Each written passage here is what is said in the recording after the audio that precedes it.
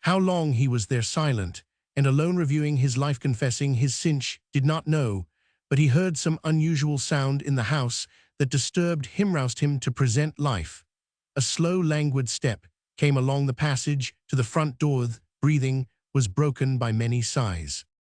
Ruth's hand was on the latch when Mr. Benson came out. Her face was very white, except 2 red spots on each cheek. Her eyes were deep sunk and hollow, but glittered with feverish luster. Ruth exclaimed he. She moved her lips, but her throat and mouth were too dry for her to speak. Where are you going? Asked he, for she had all her walking things on, yet trembled, so even as she stood, that it was evident she could not walk far without falling. She hesitated, looked up at him, still with the same dry, glittering eyes. At last, she whispered, for she could only speak in a whisper, to Helmsby, I am going to Helmsby. Helmsby, my poor girl, may God have mercy upon you, for he saw. She hardly knew what she was saying. Where is Helmsby? I don't know, in Lincolnshire, I think. But why are you going there? Hush, he's asleep, said she, as Mr. Benson had unconsciously raised his voice. Who is asleep? Asked Mr. Benson. That poor little boy, said she, beginning to quiver and cry. Come here, said he, authoritatively, drawing her into the study. Sit down in that chair. I will come back directly. He went in search of his sister, but she had not returned. Then he had recourse to Sally, who was as busy as ever about her cleaning. How long has Ruth been at home? Asked he. Ruth, she has never been at home since morning. She and Leonard were to be off for the day somewhere or other with them Bradshaw girls. Then she has had no dinner. Not here at any rate. I can't answer for what she may have done at other places. And Leonard, where is he? How should I know? With his mother, I suppose. Leastways, that was what was fixed on. I've enough to do of my own, without routing after other folks. She went on, scouring in no very good temper. Mr. Benson stood silent for a moment. Sally, he said, I want a cup of tea. Will you make it as soon as you can, and some dry toast? Too ill come for it in 10 minutes. Struck by something in his voice, she looked up at him for the first time. What ha' ye been doing to yourself, to look so grim and grey, tiring yourself all to tatters, looking after some not ill be bound? Well, I mun make ye your tea, I reckon. But I did hope, as you grew older, you'd ha' grown wiser. Mr. Benson made no reply, but went to look for Leonard, hoping that the child's presence might bring back to his mother the power of self-control. He opened the parlor door and looked in, but saw no one. Just as he was shutting it, however, he heard a deep, broken, sobbing sigh, and guided by the sound, he found the boy lying on the floor fast asleep, but with his features all swollen and disfigured by passionate crying. Poor child, this was what she meant then, thought Mr. Benson. He has begun his share of the sorrows too, he continued pitifully. No, I will not waken him back to consciousness. So he returned alone into the study. Ruth sat where he had placed her, her head bent back and her eyes shut, but when he came in, she started up. I must be going, she said, in a hurried way. Nay, Ruth, you must not go, you must not leave us. We cannot do without you, we love you too much. Love me, said she, looking at him wistfully. As she looked, her eyes filled slowly with tears. It was a good sign, and Mr. Benson took heart to go on. Yes, Ruth, you know we do. You may have other things to fill up your mind just now, but you know we love you, and nothing can alter our love for you. You ought not to have thought of leaving us. You would not if you had been quite well. Do you know what has happened? She asked in a low, hoarse voice. Yes, I know all, he answered. It makes no difference to us. Why should it? Oh, Mr. Benson, don't you know that my shame is discovered? She replied, bursting into tears. And I must leave you and leave Leonard, that you may not share in my disgrace. You must do no such thing. Leave Leonard. You have no right to leave Leonard. Where could you go to? To Helmsby, she said humbly. It would break my heart to go, but I think I ought for Leonard's sake. I know I ought. She was crying sadly by this time, but Mr. Benson knew the flow of tears would ease her brain. It will break my heart to go, but I know I must. Sit still here at present, said he in a decided tone of command. He went for the cup of tea. He brought it to her, without Sally's being aware for whom it was intended. Drink this, he spoke, as you would do to a child. if desiring it to take medicine, eat some toast. She took the tea and drank it feverishly, but when she tried to eat, the food seemed to choke her. Still, she was docile, and she tried. "I cannot," said she at last, putting down the piece of toast. There was a return to something of her usual tone in the words she spoke, gently and softly, no longer in the shrill, hoarse voice she had used at first. Mr. Benson sat down by her. "Now, Ruth, we must talk a little together. I want to understand what your plan was. Where is Helmsby? Why did you fix to go there?" "It is where my mother lived," she answered. "Before she was married, she lived there. And wherever she lived, the people all loved her dearly, and I think, that for her sake someone would give me work. I meant to tell them the truth," said she, dropping her eyes, "but still, they would perhaps give me some employment. I don't care what, for her sake. I could do many things," said she, suddenly looking up. "I am sure I could weed, I could in gardens if they did not like to have me in their houses. But perhaps someone for my mother's sake. Oh, my dear, dear mother, do you know where and what I am?" she cried out, sobbing afresh. Mr. Benson's heart was very sore, though he spoke authoritatively and almost sternly. "Ruth, you must be still and quiet. I cannot have this. I want you to listen to me. Your thought of Helmsby would be a good one if it was right for you to leave Eccleston. But I do not think it is. I am certain of this, that it would be a great sin in you to separate yourself from Leonard. You have no right to sever the tie by which God has bound you together. But if I am here, they will all know and remember the shame of his birth. And if I go away, they may forget. And they may not, and if you go away, he may be unhappy or ill. And you, who above all others haven have from God, remember that Ruth's power to comfort him, the tender patience to nurse him, have left him to the care of strangers. Yes, I know, but we ourselves are as strangers dearly as we love him. Compared to a mother, he may turn to sin and want the long forbearance, the serene authority of a parent. And where you no dread of shame, either for yourself or even for him, can ever make it right for you to shake off your responsibility. All this time he was watching her narrowly, and saw her slowly yield herself up to the force of what he was saying. "Besides, Ruth," he continued, "we have gone on falsely hitherto. It has been my doing, my mistake, my sin. I ought to have known better. Now let us stand firm on the truth. You have no new fault to repent of. Be brave and faithful. It is to God you answer, not to men. The shame of having your sin known to the world should be as nothing to the shame you felt at having sinned. We have dreaded men too much, and God too little in the course we have taken. But now be of good cheer. Perhaps you will have to find your work in the world. Very low, not quite working in the fields," said he, with a gentle smile, to which she, downcast and miserable, could give no response. "Nay, perhaps, Ruth," he went on, "you may have to stand and wait for some time. No one may be willing to use the services you would gladly render. All may turn aside from you, and may speak very harshly of you.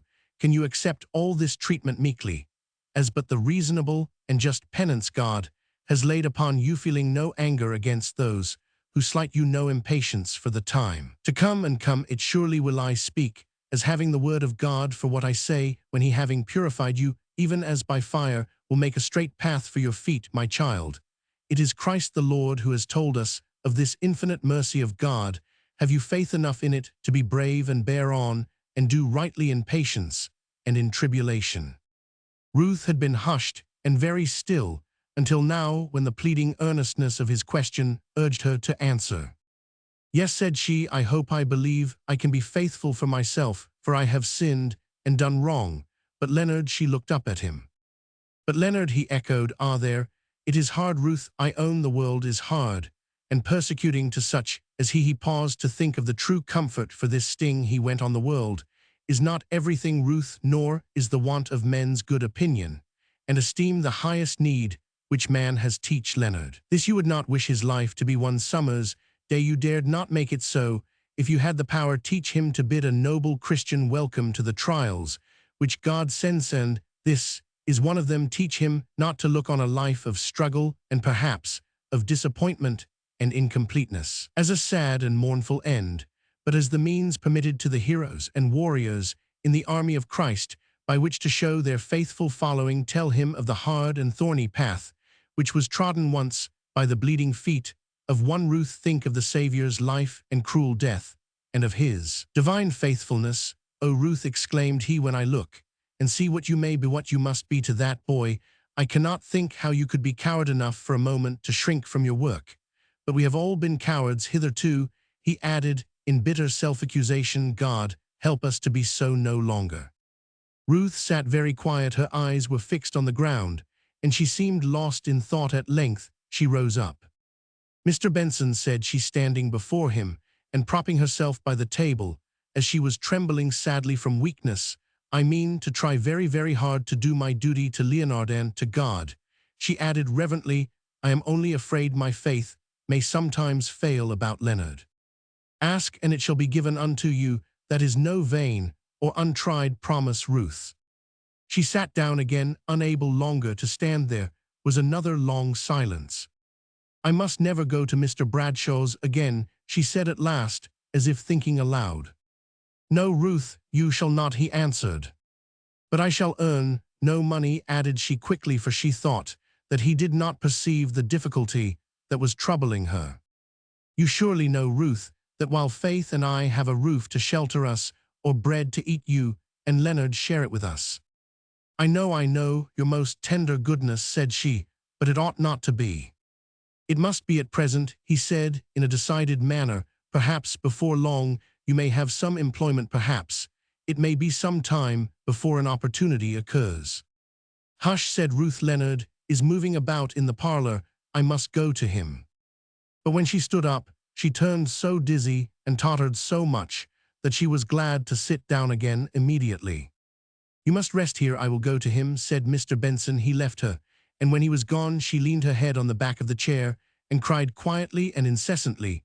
But there was a more patient, hopeful, resolved feeling in her heart, which all along, through all the tears she shed, bore her onwards to higher thoughts, until at last she rose to prayers.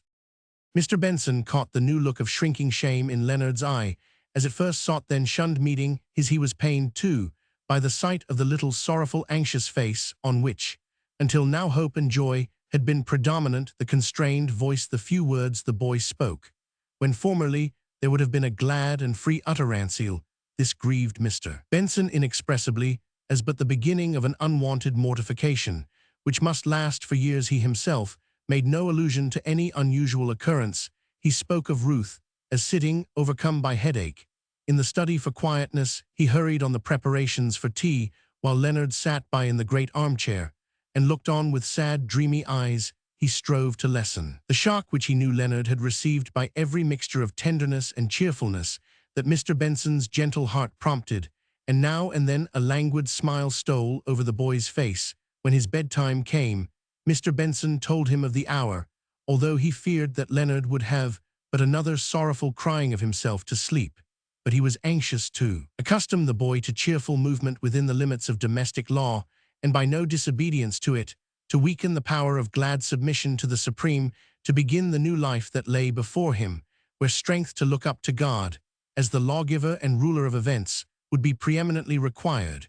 When Leonard had gone upstairs, Mr. Benson went immediately to Ruth and said, "Ruth, Leonard is just gone up to bed, secure in the instinct which made her silently rise and go up to the boy, certain too that they would each be the other's best comforter, and that God would strengthen each through the other." Now for the first time he had leisure to think of himself, and to go over all the events of the day. The half hour of solitude in his study that he had before his sister's return was of inestimable value. He had leisure to put events in their true places as to importance and eternal significance. Miss Faith came in laden with farm produce. Her kind entertainers had brought her in their shandry to the opening of the court in which the chapel house stood. But she was so heavily burdened with eggs, mushrooms, and plums that when her brother opened the door she was almost breathless. "O Thurston, take this basket. It is such a weight. O Sally, is that you? Here are some magnum bonums which we must preserve tomorrow. There are guinea fowl eggs in that basket." Mr. Benson let her unburden her body and her mind too by giving charges to Sally respecting her housekeeping treasures before he said a word.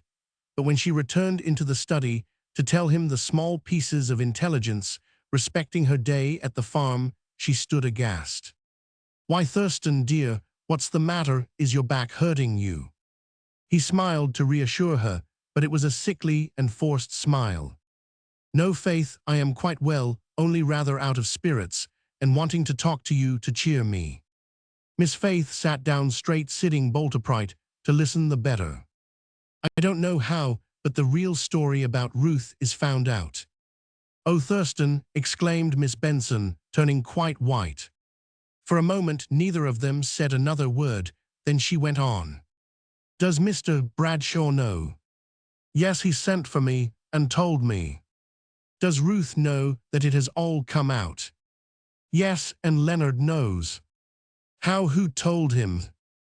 "I do not know. I have asked no questions, but of course it was his mother." "She was very foolish and cruel then," said Miss Benson, her eyes blazing, and her lips trembling at the thought of the suffering her darling boy must have gone through. "I think she was wise. I am sure it was not cruel. He must have soon known that there was some mystery, and it was better that it should be told him openly and quietly by his mother than by a stranger." "How could she tell him quietly?" asked Miss Benson, still indignant. "Well, perhaps I used the wrong word. Of course, no one was by, and I don't suppose even they themselves could now tell how it was told, or in what spirit it was born." Miss Benson was silent again. "Was Mr. Bradshaw very angry?" "Yes, very, and justly, so I did very wrong in making that false statement at first." "No, I am sure you did not," said Miss Faith. "Ruth has had some years of peace in which to grow stronger and wiser, so that she can bear her shame now in a way she never could have done at first. All the same, it was wrong in me to do what I wrote. 999. I did it too, as much or more than you, and I don't think it wrong. I am certain it was quite right, and I would do just the same again. Perhaps it has not done you the harm it has done me." "Nonsense, Thurston. Don't be morbid. I am sure you are as good and better than ever you were." "No, I am not. I have got what you call morbid, just in consequence of the sophistry by which I persuaded myself that wrong could be right. I torment myself. I have lost my clear instincts of conscience. Formerly, if I believed that such or such an action was according to the will of God, I went and did it, or at least I tried to do it, without thinking of consequences. Now I reason and weigh what will happen if I do so, and so I grope.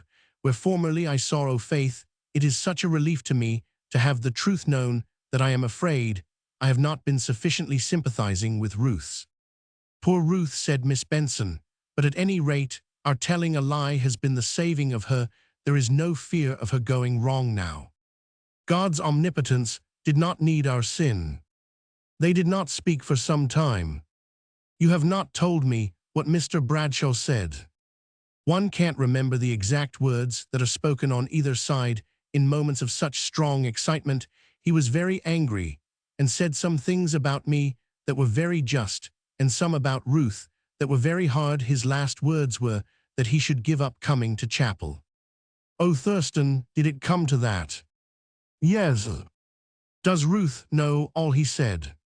"No, why should she? I don't know if she knows he has spoken to me at all. Poor creature, she had enough to craze her almost without that. She was for going away and leaving us that we might not share in her disgrace. I was afraid of her being quite delirious. I did so want you, Faith. However, I did the best I could. I spoke to her very coldly and almost sternly, all the while my heart was bleeding for her. I dared not give her sympathy. I tried to give her strength, but I did so want you, Faith. And I was so full of enjoyment, I am ashamed to think of it. But the Dawsons are so kind, and the day was so fine. Where is Ruth now?" "With Leonard. He is her great earthly motive. I thought that being with him would be best, but he must be in bed and asleep now."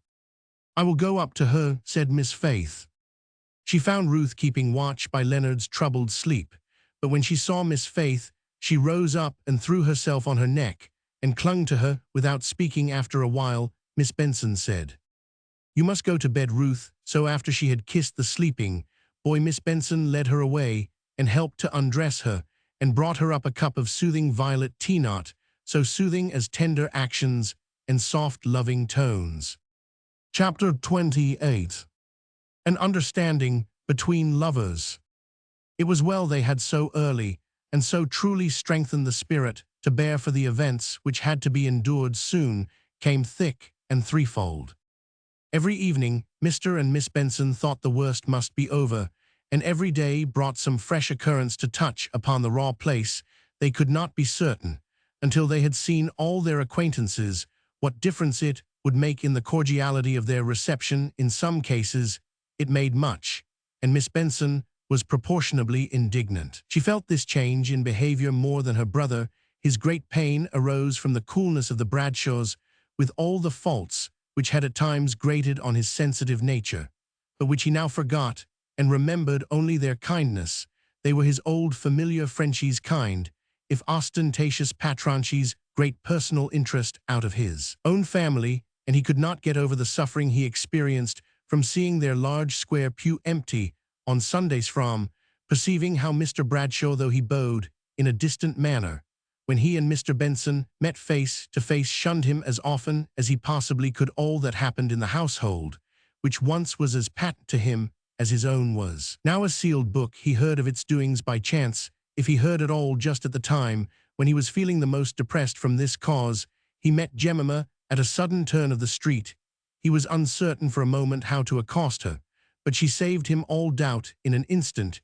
She had his hand in both of hers, her face flushed with honest delight.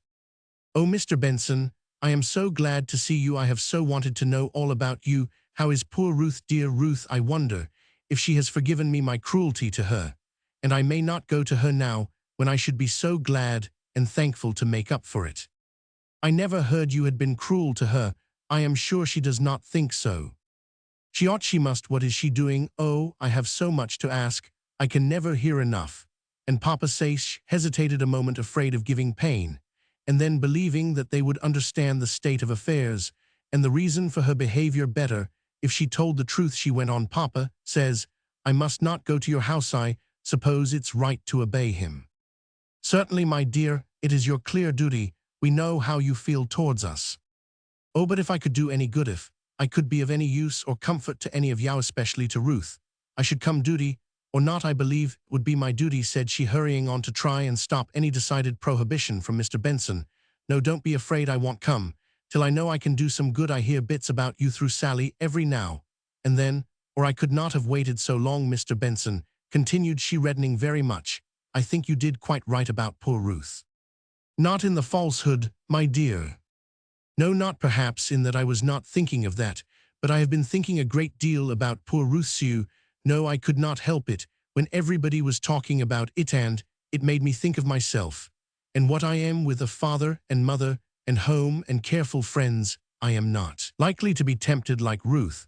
But oh, Mr. Benson," said she, lifting her eyes, which were full of tears, to his face for the first time since she began to speak, "if you knew all I have been thinking and feeling this last year, you would see how I have yielded to every temptation that was able to come to me, and seeing how I have no goodness or strength in me, and how I might just have been like Ruth, or rather worse than she ever was, because I am more headstrong and passionate by nature. I do so thank you and love you for what you did for her, and will you tell me, really and truly now, if I can ever do anything for Ruth, if you'll promise me that I won't rebel unnecessarily against Papa?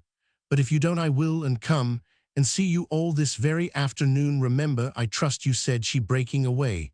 Then turning back, she came to ask after Leonard. "He must know something of it," said she. "Does he feel it much?" "Very much," said Mr. Benson. Jemima shook her head sadly. "It is hard upon him," said she. "It is," Mr. Benson replied. For in truth Leonard was their greatest anxiety. Indoors his health seemed shaken. He spoke half sentences in his sleep, which showed that in his dreams he was battling on his mother's behalf against an unkind and angry world. And then he would wail to himself and utter sad words of shame which they never thought had reached his ears. By day he was in general grave and quiet, but his appetite varied, and he was evidently afraid of going into the streets, dreading to be pointed at as an object of remark. Each separately in their hearts longed to give him change of scene, but they were all silent, for where was the requisite money to come from? His temper became fitful and variable. At times he would be most sullen against his mother, and then give way to a passionate remorse when Mr. Benson caught Ruth's look of agony at her child's rebuffs his patience failed, or rather, I should say, he believed that a stronger, severer hand than hers was required for the management of the lad. But when she heard Mr. Benson say so, she pleaded with him. "Have patience with Leonard," she said. "I have deserved the anger that is fretting in his heart. It is only I who can reinstate myself in his love and respect. I have no fear when he sees me really striving hard and long to do what is right. He must love me. I am not afraid." Even while she spoke, her lips quivered, and her color went and came with eager anxiety, so Mr. Benson held his peace and let her take her course. It was beautiful to see the intuition by which she divined what was passing in every fold of her child's heart, so as to be always ready with the right words to soothe or to strengthen him. Her watchfulness was unwearied, and with no thought of self-doubting in it, or else she might have often paused to turn aside and weep at the clouds of shame which came over Leonard's love for her, and hid it from all but her faithful heart. She believed and knew that he was yet her own affectionate boy, although he might be gloomily silent or apparently hard and cold. And in all this Mr. Benson could not choose but admire the way in which she was insensibly teaching Leonard to conform to the law of right, to recognize duty in the mode in which every action was performed. When Mr. Benson saw this, he knew that all goodness would follow, and that the claims which his mother's infinite love had on the boy's heart would be acknowledged at last, and all the more fully because she herself never urged them, but silently admitted the force of the reason that caused them to be for a time forgotten. By and by Leonard's remorse at his ungracious and sullen ways to his mother, ways that alternated with passionate, fitful bursts of clinging love, assumed more the character of repentance. He tried to do so no more, but still his health was delicate. He was averse to going out doors. He was much graver and sadder than became his age. It was what must be an inevitable consequence of what had been, and Ruth had to be patient and pray in secret, and with many tears, for the strength she needed. She knew what it was to dread the going out into the streets after her story had become known. For days and days she had silently shrunk from this effort, but one evening towards dusk, Miss Benson was busy and asked her to go an errand for her, and Ruth got up and silently obeyed her. That silence, as to inward suffering, was only one part of her peculiar and exquisite sweetness of nature, part of the patience with which she accepted her penance. Her true instincts told her that it was not right to disturb others with many expressions of her remorse, that the holiest repentance consisted in a quiet and daily sacrifice. Still, there were times when she wearied pitifully of her inaction.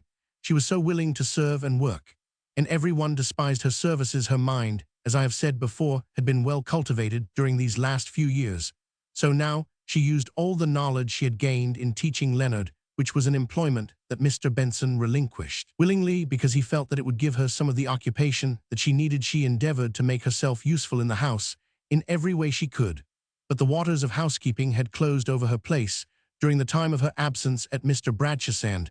Besides, now that they were trying to restrict every unnecessary expense, it was sometimes difficult to find work for three women, many and many a time. Ruth turned over in her mind every possible chance of obtaining employment for her leisure hours, and nowhere could she find it now. And then Sally, who was her confidant in this wish, procured her some needlework, but it was of a coarse and common kind, soon done, lightly paid for. But whatever it was, Ruth took it and was thankful, although it added but a few pence to the household purse. I do not mean that there was any great need of money, but a new adjustment of expenditure was required, a reduction of wants which had never been very extravagant. Ruth's salary of £40 was gone, while more of her keep, as Sally called it, was thrown upon the Bensons. Mr. Benson received about £80 a year for his salary as minister. Of this, he knew that £20 came from Mr. Bradshaw, and when the old man appointed to collect the purents brought him the quarterly amount, and he found no diminution in them, he inquired how it was, and learnt that although Mr. Bradshaw had expressed to the collector his determination never to come to chapel again, he had added that of course his purent should be paid all the same. But this Mr. Benson could not suffer, and the old man was commissioned to return the money to Mr. Bradshaw as being what his deserted minister could not receive. Mr. and Miss Benson had about £30 or £40 coming in annually from a sum which in happier days Mr. Bradshaw had invested in canal shares for them. Altogether, their income did not fall much short of £100 a year, and they lived in the chapel house free of rent, so Ruth's small earnings were but very little in actual hard commercial account. though in another sense they were much, and Miss Benson always received them with quiet simplicity. By degrees, Mr. Benson absorbed some of Ruth's time in a gracious and natural way.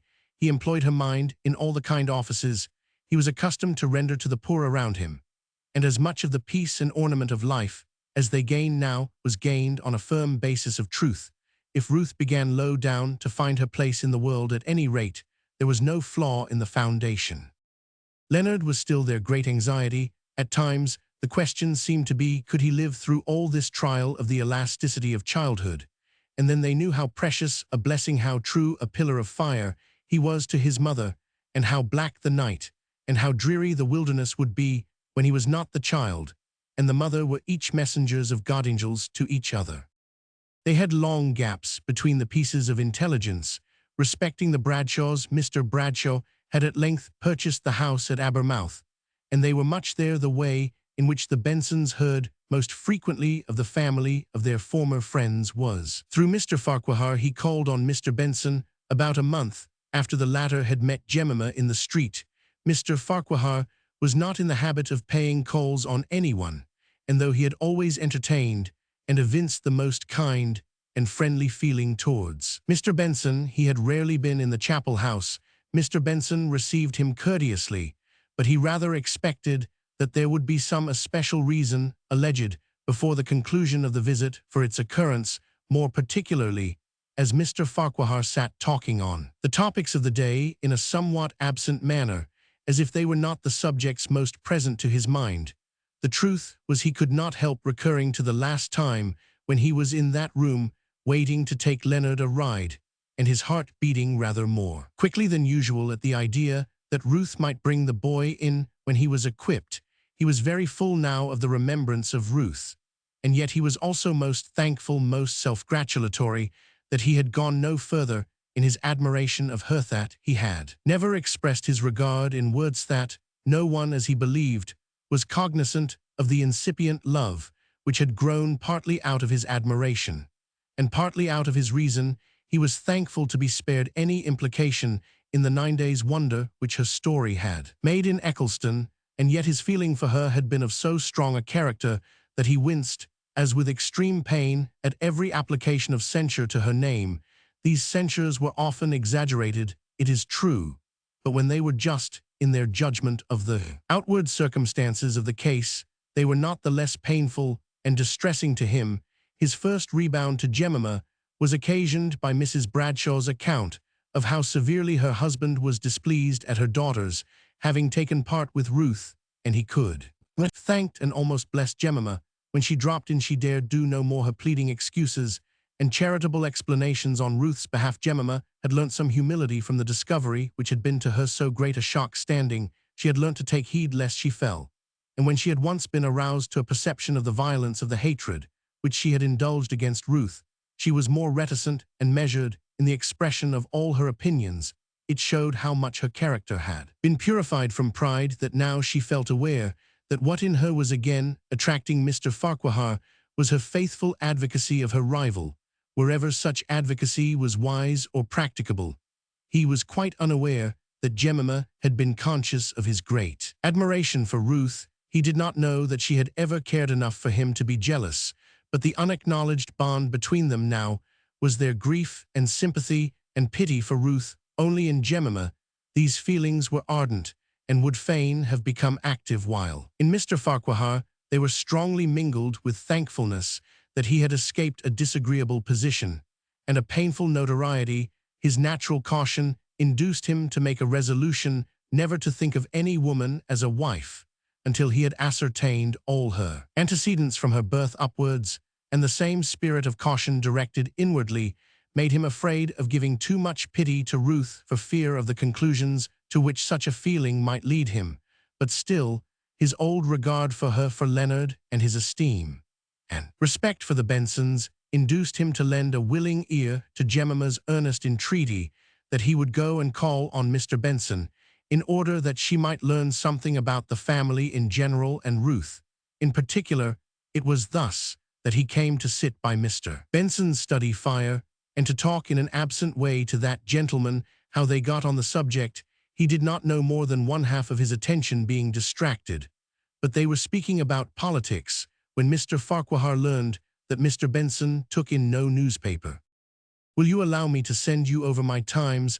I have generally done with it before 12 o'clock, and after that it is really waste paper in my house. You will oblige me by making use of it." "I am sure I am very much obliged to you for thinking of it, but do not trouble yourself to send it. Leonard can fetch it." "How is Leonard now?" asked Mr. Farquhar, and he tried to speak indifferently, but a grave look of intelligence clouded his eyes as he looked for Mr. Benson's answer. "I have not met him lately." "No," said Mr. Benson, with an expression of pain in his countenance, though he too strove to speak in his usual tone. "Leonard is not strong, and we find it difficult to induce him to go much out of doors." There was a little silence for a minute or two, during which Mr. Farquhar had to check an unbidden sigh, but suddenly rousing himself into a determination to change the subject, he said, "You will find rather a lengthened account of the exposure of Sir Thomas Campbell's conduct at Baden. He seems to be a complete blackleg, in spite of his baronetcy. I fancy the papers are glad to get hold of anything just now." "Who is Sir Thomas Campbell?" asked Mr. Benson. "Oh, I thought you might have heard the report. A true one, I believe, of Mr. Don's engagement to his daughter. He must be glad she jilted him now, I fancy, after this public exposure of her father's conduct." That was an awkward speech, as Mr. Farquhar felt, and he hastened to cover it by going on without much connection. "Dick Bradshaw is my informant about all these projected marriages in high life. They are not much in my way, but since he has come down from London to take his share in the business, I think I have heard more of the news and the scandal of what I suppose would be considered high life than ever I did before, and Mr. Don's proceedings seem to be an especial object of interest to him." "And Mr. Don is engaged to a Miss Campbell, is he?" "Was engaged, if I understood right. She broke off the engagement to marry some Russian prince or other. A better match. Dick Bradshaw told me, I assure you," continued Mr. Farquhar, smiling. "I am a very passive recipient of all such intelligence, and might very probably have forgotten all about it if the Times of this morning had not been so full of the disgrace of the young lady's father." "Richard Bradshaw has quite left London, has he?" asked Mr. Benson, who felt far more interest in his old patron's family than in all the Campbells that ever were or ever would be. "Yes, he has come to settle down here. I hope he may do well, and not disappoint his father, who has formed very high expectations from him.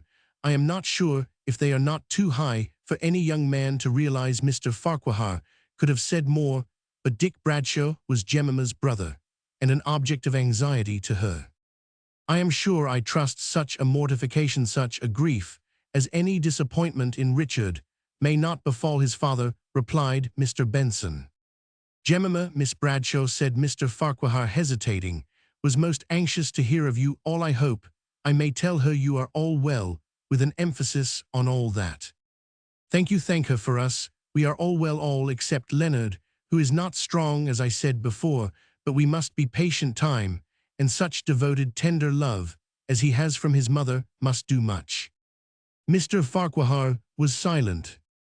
"Send him to my house. For the papers, it will be a little necessity for him to have some regular exercise, and to face the world he must do it sooner or later." The two gentlemen shook hands with each other on parting, but no further allusion was made to either Ruth or Leonard. So Leonard went for the papers, stealing along by back streets, running with his head bent, down, his little heart panting with dread of being pointed out as his mother's child. So he used to come back and run trembling to Sally, who would hush him up to her breast with many a rough-spoken word of pity and sympathy. Mr. Farquhar tried to catch him, to speak to him and tame him, as it were, and by and by he contrived to interest him sufficiently to induce the boy to stay a little while in the house or stables or garden. But the race through the streets was always to be dreaded as the end of ever so pleasant a visit. Mr. Farquhar kept up the intercourse with the Bensons which he had thus begun. He persevered in paying conscript visits, where not much was said, political or local news talked about, and the same inquiries always made and answered as to the welfare of the two families who were estranged from each other. Mr. Farquhar's reports were so little varied that Jemima grew anxious to know more particulars. "Oh, Mr. Farquhar," said she, "do you think they tell you the truth? I wonder what Ruth can be doing to support herself, and Leonard nothing that you can hear of you say, and of course, one must not ask the downright question, and yet I am sure they must be pinched in some way. Do you think Leonard is stronger?" "I'm not sure he is growing fast, and such a blow as he has had will be certain to make him more thoughtful and full of care than most boys of his age. Both these circumstances may make him thin and pale, which he certainly is. Oh, how I wish I might go and see them all. I could tell, in a twinkling, the real state of things." She spoke with a tinge of her old impatience.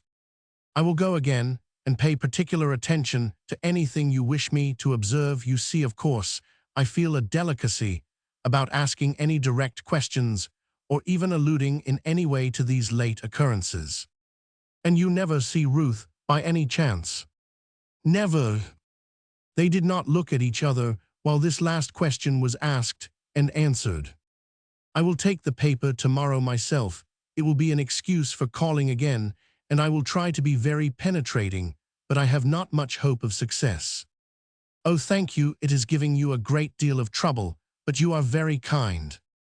"Kind Jemima," he repeated in a tone which made her go very red and hot. "Must I tell you how you can reward me? Will you call me Walter? Say, thank you, Walter, just for once." Jemima felt herself yielding to the voice and tone in which this was spoken, but her very consciousness of the depth of her love made her afraid of giving way and anxious to be wooed, that she might be reinstated in her self-esteem. "No," said she, "I don't think I can call you so. You are too old. It would not be respectful." She meant it half in joke, and had no idea he would take the allusion to his age so seriously. As he Roman 999, he rose up and coldly, as a matter of form, in a changed voice, wished her good-bye. Her heart sank, yet the old pride was there. But as he was at the very door, some sudden impulse made her speak. "I have not vexed you, have I, Walter?" He turned round, glowing with a thrill of delight. She was as red as any rose. Her looks dropped down to the ground. They were not raised when, half an hour afterwards, she said, "You won't forbid my going to see Ruth, will you? Because, if you do, I give you notice, I shall disobey you." The arm around her waist clasped her, yet more fondly at the idea suggested by this speech of the control which he should have a right to exercise over her actions at some future day. "Tell me," said he, "how much of your goodness to me this last happy hour has been owing to the desire of having more freedom as a wife than as a daughter." She was almost glad that he should think she needed any additional motive to her love for him before she could have accepted him. She was afraid that she had betrayed the deep passionate regard with which she had long looked upon him. She was lost in delight at her own happiness. She was silent for a time. At length she said, "I don't think you know how faithful I have been to you ever since the days when you first brought me pistachio candy from London when I was quite a little girl. Not more faithful than I have been to you, for in truth, the recollection of his love for Ruth had utterly faded away, and he thought himself a model of constancy, and you have tried me pretty well. What a vixen you have been." Jemima sighed, smitten with the consciousness of how little she had deserved her present happiness, humble with the recollection of the evil thoughts that had raged in her heart during the time which she remembered well, though he might have forgotten it, when Ruth had had the affection which her jealous rival coveted. "I may speak to your father, may not I, Jemima?" No, for some reason or fancy which she could not define, and could not be persuaded out of, she wished to keep their mutual understanding a secret. She had a natural desire to avoid the congratulations she expected from her family. She dreaded her father's consideration of the whole affair as a satisfactory disposal of daughter to a worthy man who, being his partner, would not require any abstraction of capital from the concern, and Richard's more noisy delight at his sister's having hooked so good a match. It was only her simply-hearted mother that she longed to tell. She knew that her mother's congratulations would not jar upon her, though they might not sound the full organ peal of her love, but all that her mother knew passed onwards to her father. So, for the present at any rate, she determined to realize her secret position alone. Somehow the sympathy of all others that she most longed for was Ruth's, but the first communication of such an event was due to her parents. She imposed very strict regulations on Mr. Farquhar's behavior and quarreled, and differed from him more than ever, but with a secret joyful understanding with him in her heart, even while they disagreed with each other, for similarity of opinion is not always, I think not often, needed for fullness and perfection of love.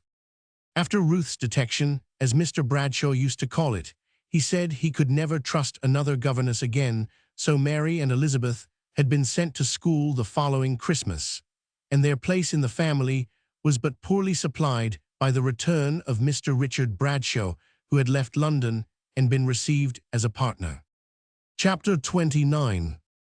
Sally takes her money out of the bank. The conversation narrated in the last chapter as taking place between Mr. Farquhar and Jemima occurred about a year after Ruth's dismissal from her situation. That year, full of small events and change of place to the Bradshaws, had been monotonous and long in its course to the other household. There had been no want of peace and tranquility.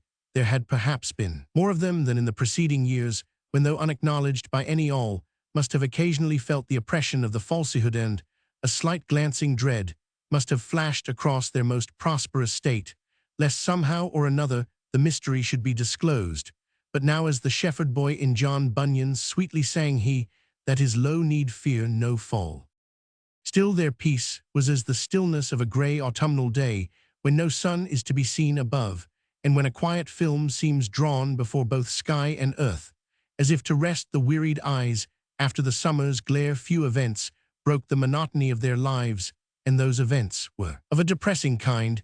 They consisted in Ruth's futile endeavours to obtain some employment, however humble, in Leonard's fluctuations of spirits and health, in Sally's increasing deafness, in the final and unmendable wearing out of the parlour carpet, which there was no spare money to replace, and so they cheerfully supplied its want by a large hearthrug that Ruth made out of ends of list, and what was more, a subject of unceasing regret to Mr. Benson than all the defection of some of the members of his congregation who followed Mr. Bradshaw's lead. Their places, to be sure, were more than filled up by the poor who thronged to his chapel, but still it was a disappointment to find that people about whom he had been earnestly thinking, whom he had laboured to do good, should dissolve the connection without a word of farewell or explanation. Mr. Benson did not wonder that they should go, nay, he even felt it right that they should seek that spiritual help from another which he by his error had forfeited his power to offer. He only wished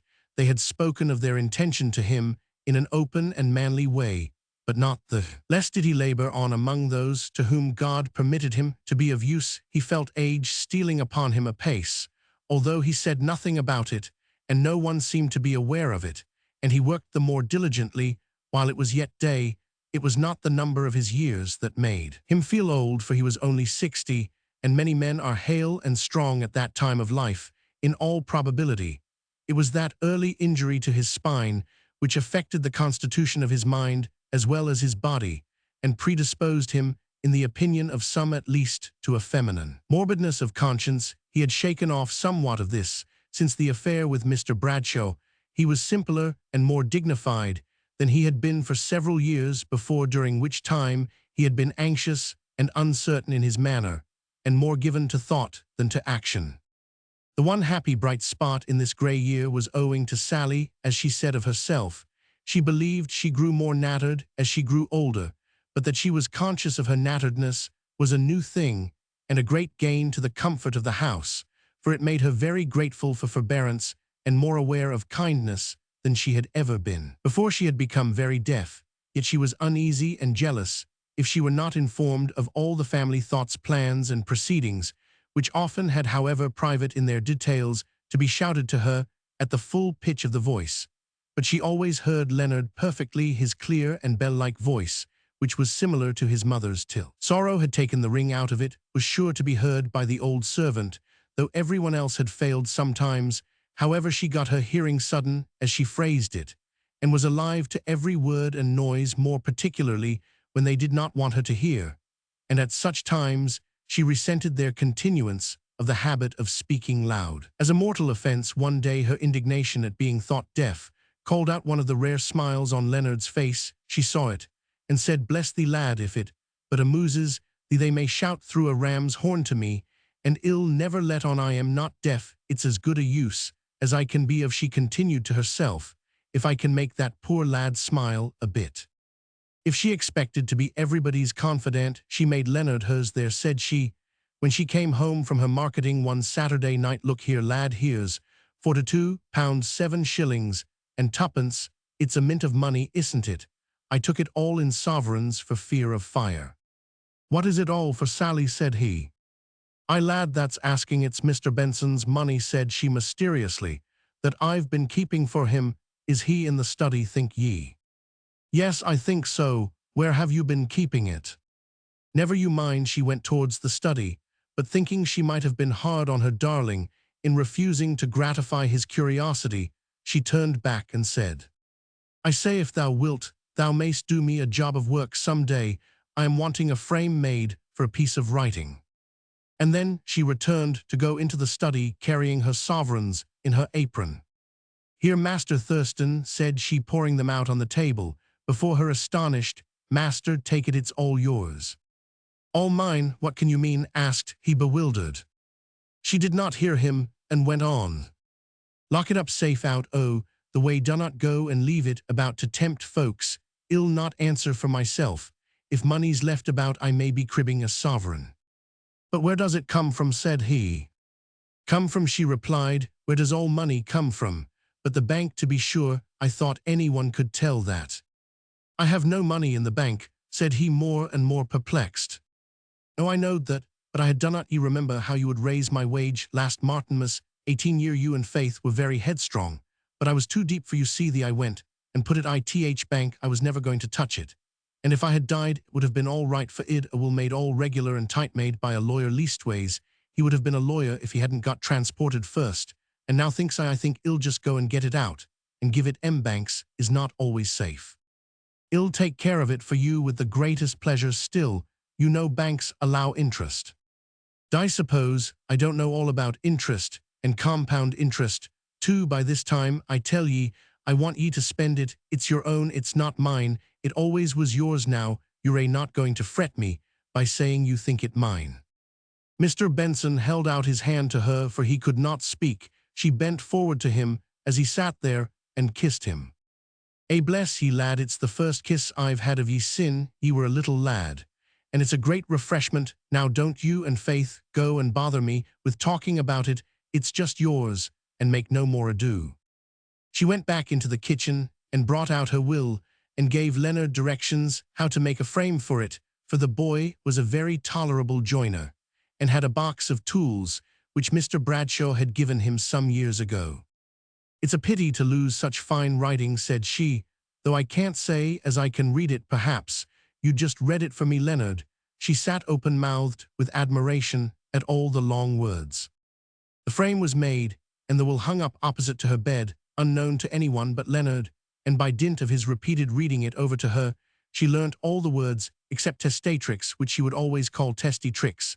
Mr. Benson had been too much gratified and touched by her unconditional gift of all she had in the world to reject it, but he only held it in his hands as a deposit until he could find a safe investment befitting so small a sum. The little rearrangements of the household expenditure had not touched him as they had done the women. He was aware that meat dinners were not now everyday occurrences, but he preferred puddings and vegetables, and was glad of the exchange. He observed, too, that they all sat together in the kitchen in the evenings, but the kitchen with the well-scoured dresser, the shining saucepans, the well-blacked grate and whitened hearth, and the warmth which seemed to rise up from the very flags and ruddily cheer the most distant corners, appeared a very cozy and charming sitting-room, and besides it appeared but right that Sally in her old age should have the companionship of those with whom she had lived in love and faithfulness for so many years.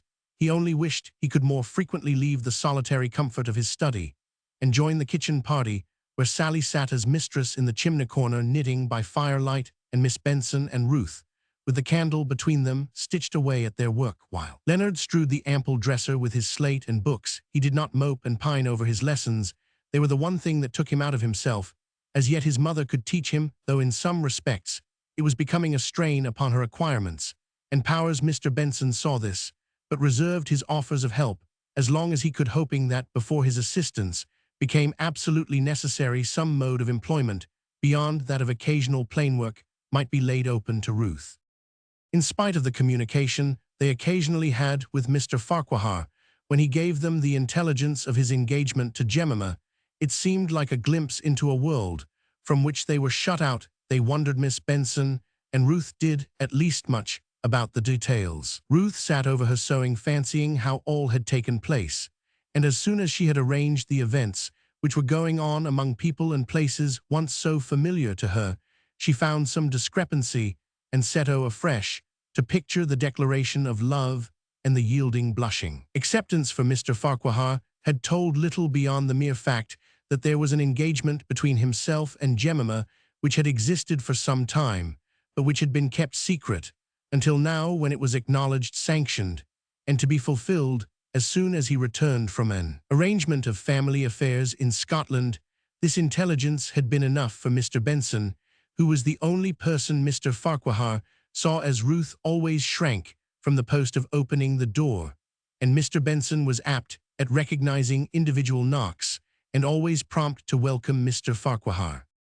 Miss Benson occasionally thought, and what she thought she was in the habit of saying, that Jemima might have come herself to announce such an event to old friends, but Mr. Benson decidedly vindicated her from any charge of neglect by expressing his strong conviction that to her they owed Mr. Farquhar's Colshi's all but outspoken offers of service, his quiet, steady interest in Leonard, and moreover repeating the conversation he had had with her in the street the first time they met. After the disclosure, Mr.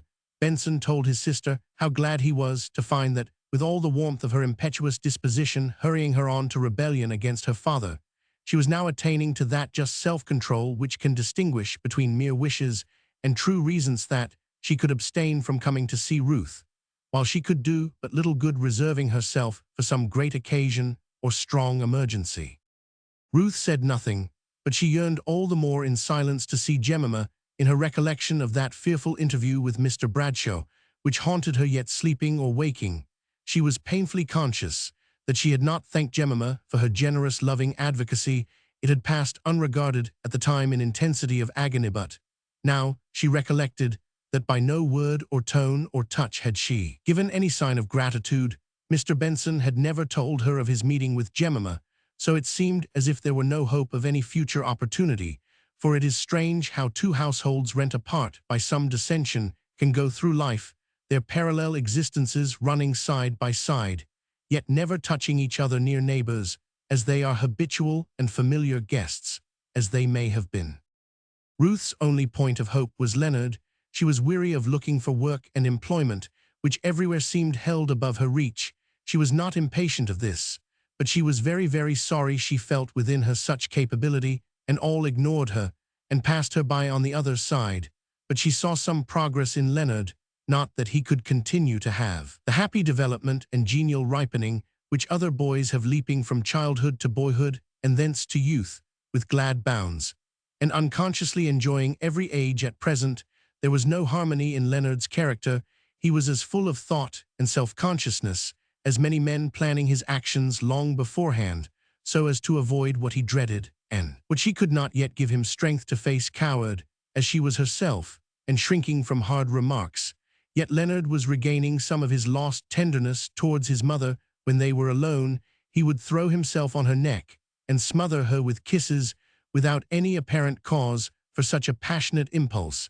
If anyone was by his manner was cold and reserved, the hopeful parts of his character were the determination evident in him to be a law unto himself, and the serious thought which he gave to the formation of this law.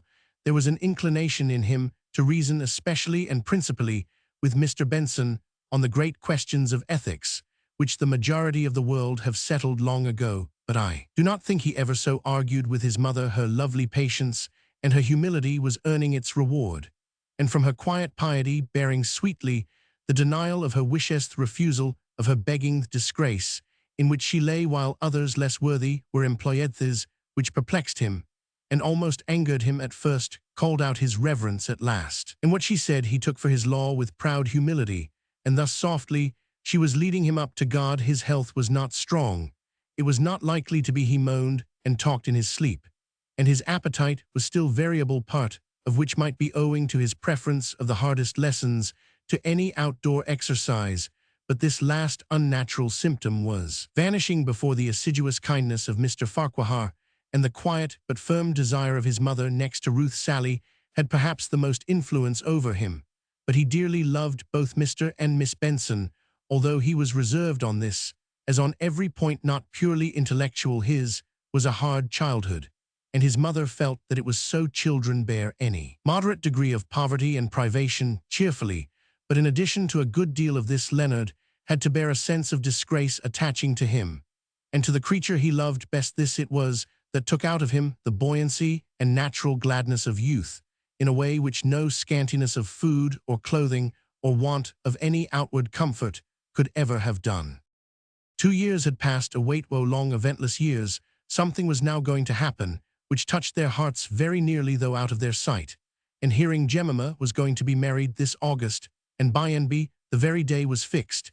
It was to be on the 14th. On the evening of the 13th, Ruth was sitting alone in the parlor, idly gazing out on the darkening shadows in the little garden, her eyes kept filling with quiet tears that rose not for her own isolation from all that was going on of bustle and preparation for the morrow's event, but because she had seen how Miss Benson had felt that she and her brother were left out from the gathering of old friends in the Bradshaw family.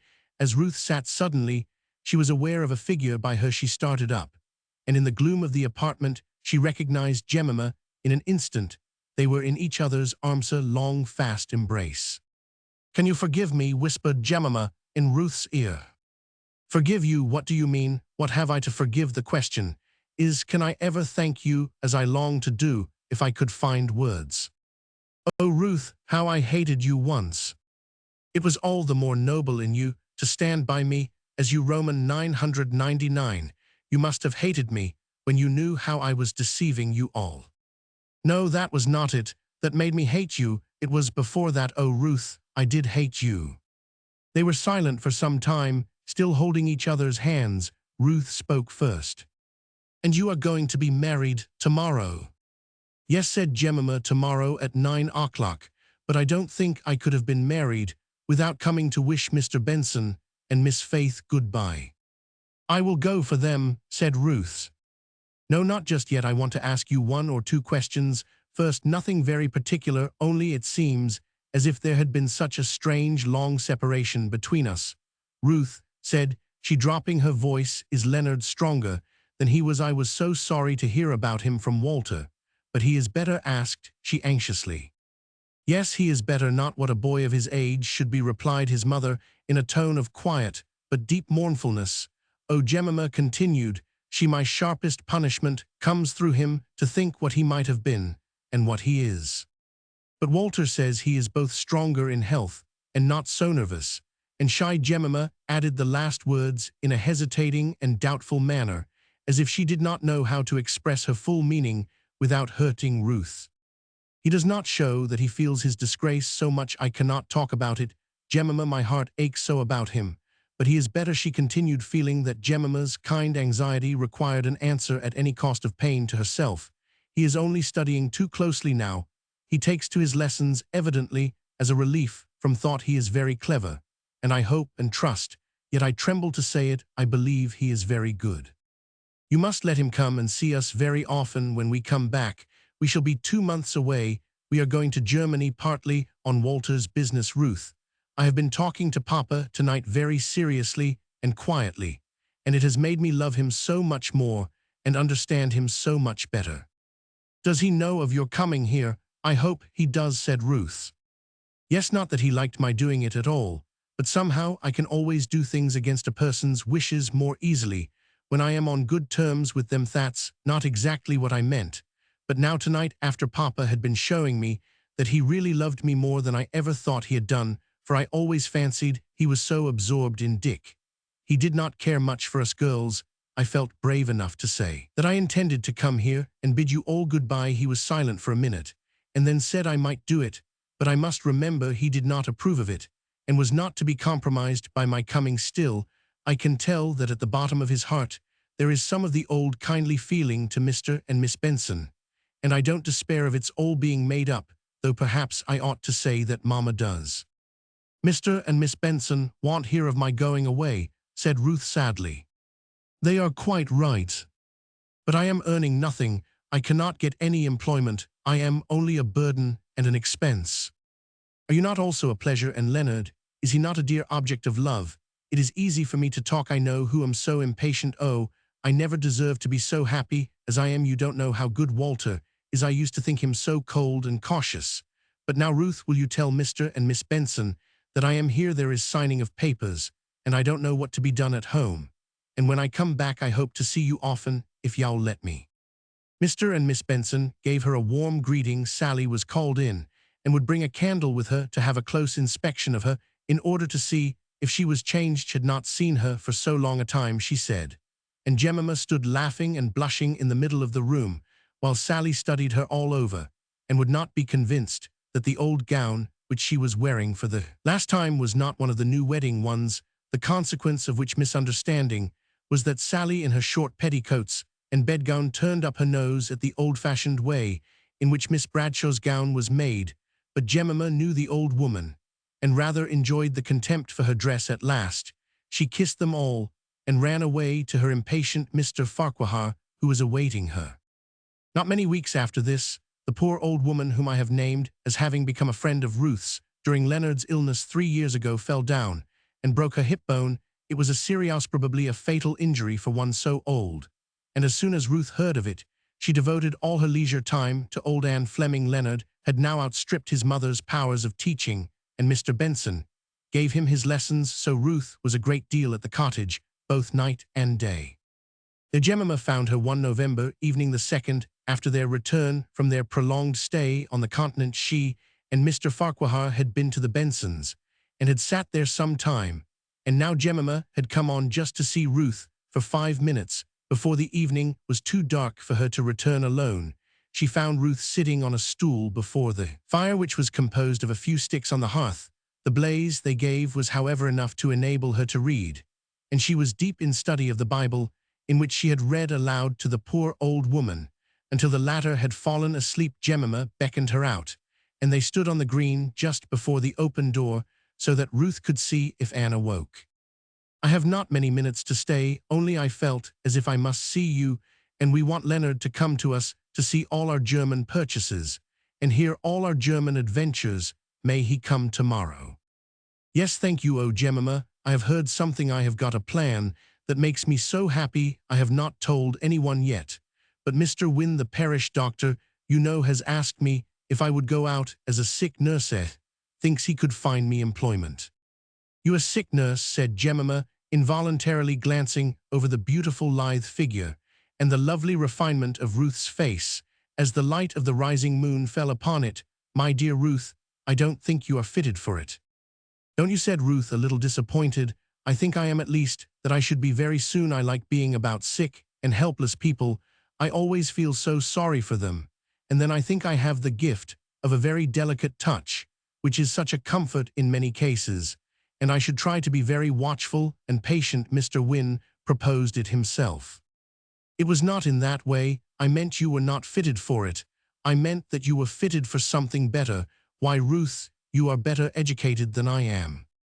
But if nobody will allow me to teach for, that is what I suppose you mean. Besides, I feel as if all my education would be needed to make me a good sick nurse. Your knowledge of Latin, for instance, said Jemima, hitting in her vexation at the plan on the first acquirement of Ruth she could think of. Well, said Ruth, that won't come amiss. I can read the prescriptions, which the doctors would rather you did not do. Still, you can't say that any knowledge of any kind will be in my way, or will unfit me for my work. Perhaps not, but all your taste and refinement will be in your way, and will unfit you. You have not thought about this so much as I have, or you would not say so. Any fastidiousness I shall have to get rid of, and I shall be better without, but any true refinement I am sure I shall find of use. For don't you think that every power we have may be made to help us in any right work, whatever that is? Would you not rather be nursed by a person who spoke gently and moved quietly about, than by a loud, bustling woman? Yes, to be sure, but a person unfit for anything else may move quietly and speak gently and give medicine when the doctor orders it, and keep awake at night. And those are the best qualities I ever heard of in a sick nurse." Ruth was quite silent for some time. At last she said, "At any rate it is work, and as such I am thankful for it. You cannot discourage me. Perhaps you know too little of what my life has been, how set apart in idleness I have been to sympathize with me fully. And I wanted you to come to see me in my new home, Walter, and I had planned that we would persuade you to come to us very often." She had planned, and Mr. Farquhar had consented, and now you will have to be fastened up in a sick room. "I could not have come," said Ruth quickly. "Dear Jemima, it is like you to have thought of it, but I could not come to your house. It is not a thing to reason about, it is just feeling. But I do feel as if I could not go. Dear Jemima, if you are ill or sorrowful and want me, I will come." "So you would, and must to anyone if you take up that calling. But I should come to you, love, in quite a different way. I should go to you with my heart full of love, so full that I am afraid I should be too anxious. I almost wish I were ill, that I might make you come at once. And I am almost ashamed to think how I should like you to be in some position in which I could show you how well I remember that day, that terrible day in the schoolroom. God bless you for it, Jemima." Chapter 30. The Forged Deed. Mr. Wynne, the parish surgeon, was right. He could and did obtain employment for Ruth as a sick nurse. Her home was with the Bensons. Every spare moment was given to Leonard and to them, but she was at the call of all the invalids in the town. At first her work lay exclusively among the paupers. At first, too, there was a recoil from many circumstances which impressed upon her the most fully the physical sufferings of those whom she tended. But she tried to lose the sense of Thesia, rather to lessen them, and make them take their appointed place in thinking of the individuals themselves as separate from their decaying frames, and all along she had enough self-command to control herself from expressing any sign of repugnance. She allowed herself no nervous haste of movement or touch that should hurt the feelings of the poorest, most friendless creature who ever lay a victim to disease. There was no rough getting over of all the disagreeable and painful work of her employment, when it was a lessening of pain to have the touch careful and delicate, and the ministration performed with gradual skill. Ruth thought of her charge, and not of herself, as she had foretold. She found a use for all her powers. The poor patients themselves were unconsciously gratified and soothed by her harmony and refinement of manner, voice, and gesture. If this harmony and refinement had been merely superficial, it would not have had this balmy effect that arose from its being the true expression of a kind, modest, and humble spirit. By degrees her reputation as a nurse spread upwards, and many sought her good offices who could well afford to pay for them. Whatever remuneration was offered to her, she took it simply and without comment, for she felt that it was not hers to refuse, that it was in fact owing to the Bensons. For her and her child's subsistence, she went wherever her services were first called for. If the poor bricklayer, who broke both his legs in a fall from the scaffolding, sent for her when she was disengaged, she went and remained with him until he could spare her. Let who would be the next claimant from the happy and prosperous in all but health, she would occasionally beg off when someone less happy and more friendless wished for her, and sometimes she would ask for a little money from Mr. Benson to give to such in their time of need. But it was astonishing how much she was able to do without money. Her ways were very quiet. She never spoke much. Anyone who has been oppressed with the weight of a vital secret for years, and much more anyone the character of whose life has been stamped by one event, and that producing sorrow and shame, is naturally reserved. And yet Ruth's silence was not like reserve. It was too gentle and tender, for that it had more the effect of a hush of all loud or disturbing emotions. And out of the deep calm the words that came forth had a beautiful power. She did not talk much about religion, but those who noticed her knew that it was the unseen banner which she was following, the low-breathed sentences which she spoke into the ear of the sufferer, and the dying carried them upwards to God. She gradually became known and respected among the roughest boys of the rough populace of the town.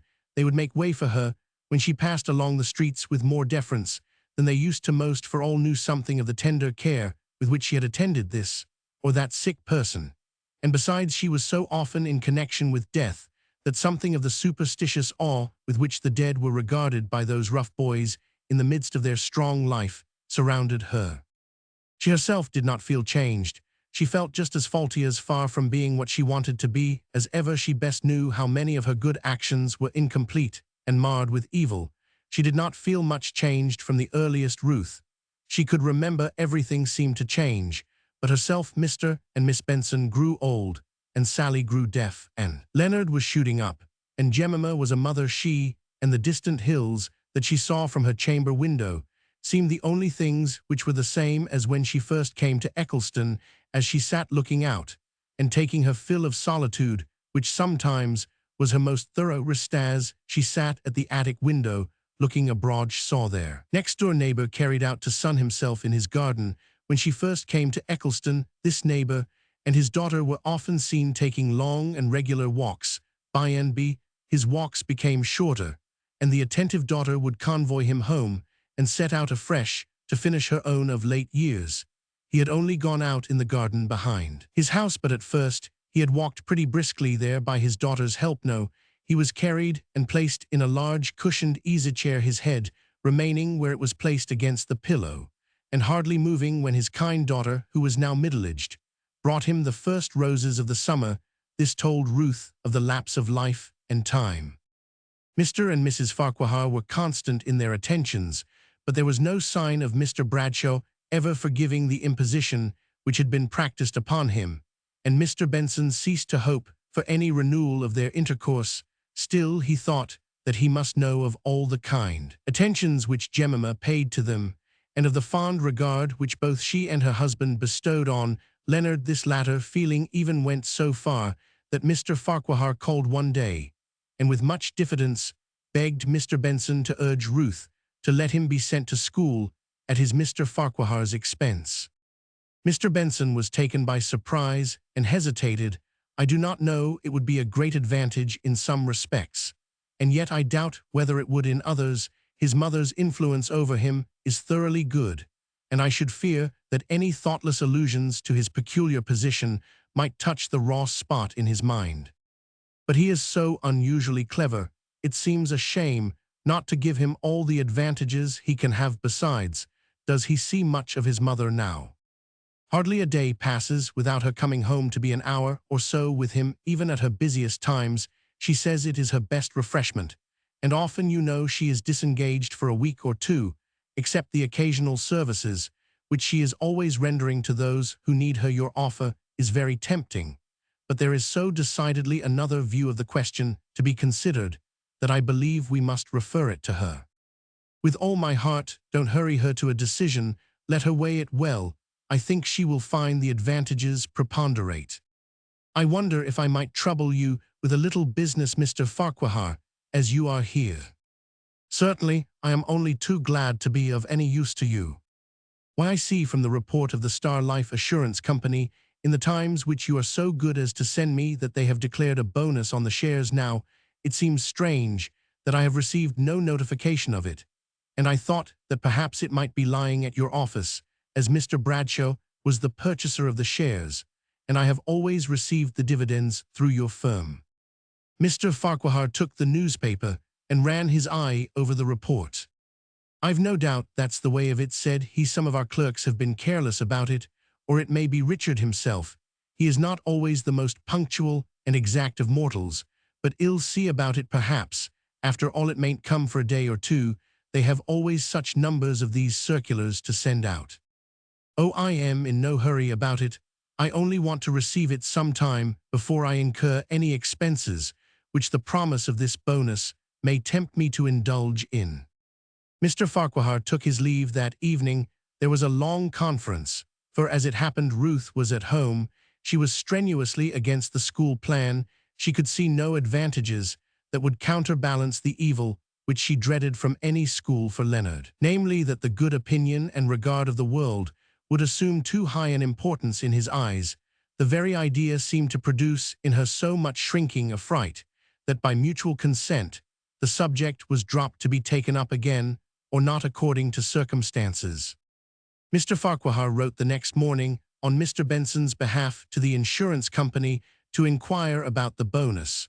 Although he wrote in the usual formal way, he did not think it necessary to tell Mr. Bradshaw what he had done, for Mr. Benson's name was rarely mentioned. Between the partners, each had been made fully aware of the views which the other entertained on the subject that had caused the estrangement, and Mr. Farquhar felt that no external argument could affect Mr. Bradshaw's resolved disapproval and avoidance of his former minister. As it happened, the answer from the insurance company directed to the firm was given to Mr. Bradshaw, along with the other business letters. It was to the effect that Mr. Benson's shares had been sold and transferred above a 12-month ago, which sufficiently accounted for the circumstance that no notification of the bonus had been sent to him. Mr. Bradshaw tossed the letter on one side, not displeased to have a good reason for feeling a little contempt at the unbusinesslike forgetfulness of Mr. Benson, at whose instance someone had evidently been writing to the insurance company on Mr. Farquhar's entrance. He expressed this feeling to him. Really, he said, these dissenting ministers have no more notion of exactitude in their affairs than a child, the idea of forgetting that he has sold his shares, and applying for the bonus, when it seems he has transferred them only a year ago. Mr. Farquhar was reading the letter while Mr. Bradshaw spoke. "I don't quite understand it," said he. "Mr. Benson was quite clear about it. He could not have received his half-yearly dividends unless he had been possessed of these shares, and I don't suppose dissenting ministers, with all their ignorance of business, are unlike other men in knowing whether or not they receive the money that they believe to be owing to them. I should not wonder if they were. If Benson was at any rate, why, I never knew his watch to be right in all my life. It was always too fast or too slow. It must have been a daily discomfort to him. It ought to have been, depend upon it. His money matters are just in the same irregular state. No accounts kept, ill be bound." "I don't see that follows," said Mr. Farquhar, half amused. "That watch of his is a very curious one, belonged to his father and grandfather, I don't know how far back. And the sentimental feelings which he is guided by prompt him to keep it, to the inconvenience of himself and everyone else." Mr. Farquhar gave up the subject of the watch as hopeless. "But about this letter, I wrote at Mr. Benson's desire to the insurance office, and I am not satisfied with this answer. All the transaction has passed through our hands. I do not think it is likely Mr. Benson would write and sell the shares without at any rate informing us at the time, even though he forgot all about it afterwards. Probably he told Richard or Mr. Watson. We can ask Mr. Watson at once. I am afraid we must wait till Richard comes home, for I don't know where a letter would catch him." Mr. Bradshaw pulled the bell that rang into the head clerk's room, saying as he did so, "You may depend upon it, Farquhar, the blunder lies with Benson himself. He is just the man to muddle away his money in indiscriminate charity, and then to wonder what has become of it." Mr. Farquhar was discreet enough to hold his tongue. "Mr. Watson," said Mr. Bradshaw, as the old clerk made his appearance, "here is some mistake about those insurance shares we purchased for Benson 10 or a dozen years ago." He spoke to Mr. Farquhar about some bonus they are paying to the shareholders, it seems, and in reply to Mr. Farquhar's letter, the insurance company say the shares were sold 12 months since. Have you any knowledge of the transaction? Has the transfer passed through your hands? By the way, turning to Mr. Farquhar, who kept the certificates, did Benson or we?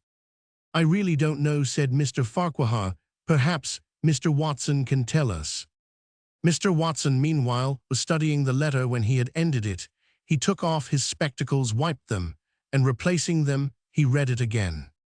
"It seems very strange, sir," he said at length, with his trembling, aged voice, "for I paid Mr. Benson the account of the dividends myself last June, and got a receipt in form, and that is since the date of the alleged transfer." "Pretty nearly 12 months after it took place," said Mr. Farquhar. "How did you receive the dividends and order on the bank, along with old Mrs. Cranmer's?" asked Mr. Bradshaw sharply. "I don't know how they came. Mr. Richard gave me the money and desired me to get the receipt." "It's unlucky Richard is from home," said Mr. Bradshaw. he could have cleared up this mystery for us. Mr. Farquhar was silent. "Do you know where the certificates were kept, Mr. Watson?" said he. "I'll not be sure, but I think they were with Mrs. Cranmer's papers and deeds in box A24.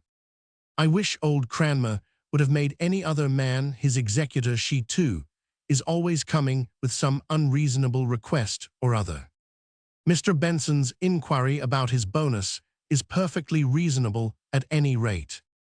Mr. Watson, who was dwelling in the slow fashion of age on what had been said before, now spoke. "I'll not be sure, but I am almost certain Mr. Benson said when I paid him last June that he thought he ought to give the receipt on a stamp, and had spoken about it to Mr. Richard the time before, but that Mr. Richard said it was of no consequence. Yes," continued he, gathering up his memory, as he went on, "he did, I remember, know, and I thought to myself that Mr. Richard was but a young man. Mr. Richard will know all about it." "Yes," said Mr. Farquhar gravely. "I shan't wait till Richard's return," said Mr. Bradshaw. "We can soon see if the certificates are in the box. Watson points out, if they are there, the insurance people are no more fit to manage their concern than that cat. And I shall tell them so if they are not there, as I suspect will prove to be the case. It is just forgetfulness on Benson's part, as I have said from the first." "You forget the payment of the dividends," said Mr. Farquhar in a low voice. "Well, sir, what then?" said Mr. Bradshaw abruptly. While he spoke, while his eye met Mr. Farquhar's, hinted meaning of the latter flashed through his mind, but he was only made angry to find that such a suspicion could pass through anyone's imagination. "I suppose I may go, sir," said Watson respectfully, an uneasy consciousness of what was in Mr. Farquhar's thoughts troubling the faithful old clerk. "Yes, go. What do you mean about the dividends?" asked Mr. Bradshaw impetuously of Mr. Farquhar. "Simply that I think there can have been no forgetfulness, no mistake on Mr. Benson's part," said Mr. Farquhar, unwilling to put his dim suspicion into words. "Then, of course, it is some blunder of that confounded insurance company. I will write to them today and make them a little brisker and more correct in their statements. Don't you think it would be better to wait till Richard's return? He may be able to explain it." "No, sir," said Mr. Bradshaw sharply. "I do not think it would be better. It has not been my way of doing business to spare anyone or any company the consequences of their own carelessness, nor to obtain information second-hand when I could have it direct from the source. I shall write to the insurance office by the next post."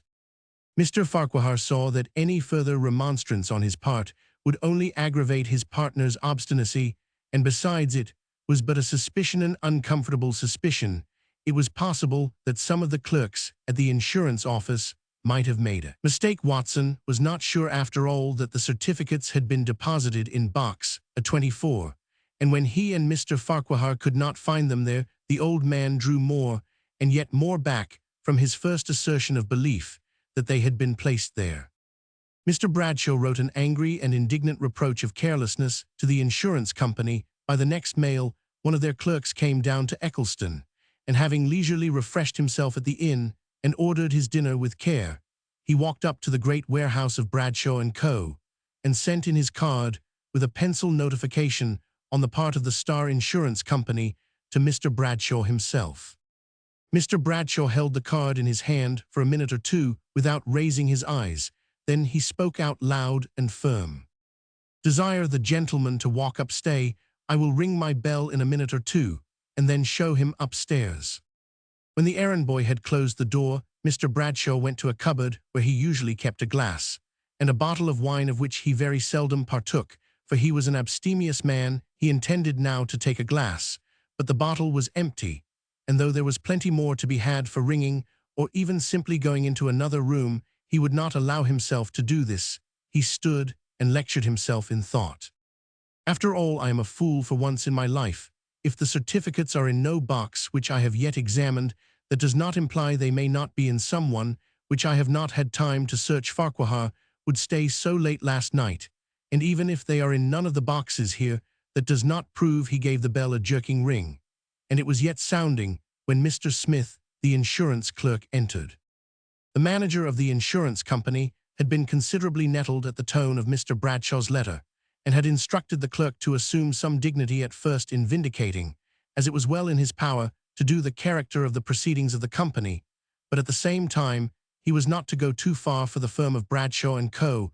was daily looming larger in the commercial world, and if any reasonable explanation could be given, it was to be received, and bygones be bygones. "Sit down, sir," said Mr. Bradshaw. "You are aware, sir, I presume, that I come on the part of Mr. Dennison, the manager of the Star Insurance Company, to reply in person to a letter of yours of the 29th, addressed to him." Mr. Bradshaw bowed. "A very careless piece of business," he said stiffly. "Mr. Dennison does not think you will consider it as such when you have seen the deed of transfer which I am commissioned to show you." Mr. Bradshaw took the deed with a steady hand. He wiped his spectacles quietly, without delay and without hurry, and adjusted them on his nose. It is possible that he was rather long in looking over the document. At least, the clerk had just begun to wonder if he was reading through the whole of it, instead of merely looking at the signature, when Mr. Bradshaw said, "It is possible that it may be off. Course you will allow me to take this paper to Mr. Benson Todo, inquire if this be his signature." "There can be no doubt of it, I think, sir," said the clerk calmly, smiling, for he knew Mr. Benson's signature well. "I don't know, sir, I don't know." He was speaking as if the pronunciation of every word required a separate effort of will, like a man who has received a slight paralytic stroke. "You have heard, sir, of such a thing as forgery?" "Forgery, sir," said he, repeating the last word very distinctly, for he feared that the first time he had said it was rather slurred over. "Oh, sir, there is no room for imagining such a thing, I assure you. In our affairs, we become aware of curious forgetfulness on the part of those who are not of business habits. Still, I should like to show it Mr. Benson, to prove to him his forgetfulness. You know, I believe on my soul, it is some of his careless forgetfulness." "I do, sir," said he. Now he spoke very quickly. "It must have been. Allow me to convince myself. You shall have it back tonight, or the first thing in the morning." The clerk did not quite like to relinquish the deed, nor yet did he like to refuse Mr. Bradshaw. If that very uncomfortable idea of forgery should have any foundation in truth, hand, he had given up the writing. There were 1,000 chances to 1 against its being anything but a stupid blunder. The risk was more imminent of offending one of the directors. As he hesitated, Mr. Bradshaw spoke very calmly, and almost with a smile on his face. He had regained his self-command. "You are afraid, I see. I assure you, you may trust me. If there has been any fraud, if I have the slightest suspicion of the truth of the surmise I threw out just now," could not quite speak the bare naked word that was chilling his heart, "I will not fail to aid the ends of justice, even though the culprit should be my own son." He ended as he began, with a smile such a smileth stiff lips refused to relax and cover the teeth, but all the time he kept saying to himself, "I don't believe it, I don't believe it. I am convinced it's a blunder of that old fool Benson." But when he had dismissed the clerk and secured the piece of paper, he went and locked the door and laid his head on his desk and moaned aloud. He had lingered in the office for the 2 previous nights, at first occupying himself in searching for the certificates of the insurance shares, but when all the boxes and other repositories for papers had been ransacked, the thought took hold of him that they might be in Richard's private desk, and with the determination which overlooks the means to get at the end, he had first tried all his own keys on the complicated lock, and then broken it open with 2 decided blows of a poker, the instrument nearest at hand. He did not find the certificates. Richard had always considered himself careful in destroying any dangerous or telltale papers, but the stern father found enough in what remained to convince him that his pattern son, more even than his pattern son, his beloved pride, was far other than what he seemed. Mr. Bradshaw did not skip or miss a word. He did not shrink. While he read, he folded up letter by letter. He snuffed the candle just when its light began to wane, and no sooner. But he did not miss or omit one paper, read every word. Then, leaving the letters in a heap upon the table, and the broken desk to tell its own tale, he locked the door of the room which was appropriated to his son as junior partner, and carried the key away with him. There was a faint hope, even after this discovery of many circumstances of Richard's life, which shocked and dismayed his father. There was still a faint hope that he might not be guilty of forgery, that it might be no forgery after Allenly, a blundering omission, a stupendous piece of forgetfulness. That hope was the one straw that Mr. Bradshaw clung to. Late that night, Mr. Benson sat in his study. Everyone else in the house had gone to bed, but he was expecting a summons to someone who was dangerously Roman 99. He was not startled, therefore, at the knock, which came to the front door about 12, but he was rather surprised at the character of the knock, so slow and loud, with a pause between each rap. His study door was but a step from that which led into the street. He opened it, and there stood Mr. Bradshaw, his large portly figure not to be mistaken, even in the dusky night. He said, "That is right, it was you I wanted to see," and he walked straight into the study. Mr. Benson followed and shut the door. Mr. Bradshaw was standing by the table, fumbling in his pocket. He pulled out the deed, and opening it after a pause, in which you might have counted 5, he held it out to Mr. Benson. "Read it," said he. He spoke not another word until time had been allowed for its perusal. Then he added, "That is your signature." The words were an assertion, but the tone was that of question. "No, it is not," said Mr. Benson decidedly. "It is very like my writing. I could almost say it was mine, but I know it is not. Recollect yourself a little. The date is August the 3rd of last year, 14 months ago. You may have forgotten it." The tone of the voice had a kind of eager entreaty in it, which Mr. Benson did not notice, was so startled at the fetch of his own writing. "It is most singularly like mine, but I could not have signed away these shares, all the property I have, without the slightest remembrance of it. Stranger things have happened, for the love of heaven. Think, if you did not sign it, it's a deed of transfer for those insurance shares. You see, you don't remember it. You did not write this name." These words, he looked at Mr. Benson with craving wistfulness for one particular answer. Mr. Benson was struck at last by the whole proceeding, and glanced anxiously at Mr. Bradshaw, whose manner, gait, and voice was so different from usual that he might well excite attention. But as soon as the latter was aware of this momentary inspection, he changed his tone all at once. "Don't imagine, sir, I wish to force any invention upon you as a remembrance. If you did not write this name, I know who Roman 999. Once more, I ask Yaudos, no glimmering recollection, of having needed money. Well, say I never wanted you to refuse my subscription to the chapel. God knows of, having sold these accursed shares. Oh, I see by your face you did not write it. You need not speak to me, I know." He sank down into a chair near him. His whole figure drooped in a moment. He was up and standing straight as an arrow, confronting Mr. Benson, who could find no clue to this stern man's agitation. "You say you did not write these words," pointing to the signature with an untrembling finger. "I believe you, Richard Bradshaw, did write them." "My dear sir, me dear old friend," exclaimed Mr. Benson, "you are rushing to a conclusion for which I am convinced there is no foundation.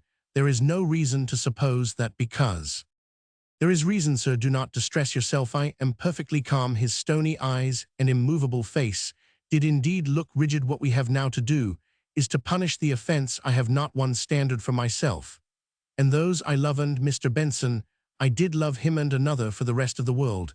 If a stranger had forged my name, I should have known it was my duty to prosecute him. You must prosecute Richard." "I will not," said Mr. Benson. "You think perhaps that I shall feel it acutely. You are mistaken. He is no longer as my son to me. I have always resolved to disown any child of mine who was guilty of sin. I disown Richard. He is as a stranger to me. I shall feel no more at his exposure. His punishment—" He could not go on, for his voice was choking. "Of course you understand that I must feel shame at our connection. It is that is troubling me. That is but consistent with a man who has always prided himself on the integrity of his name.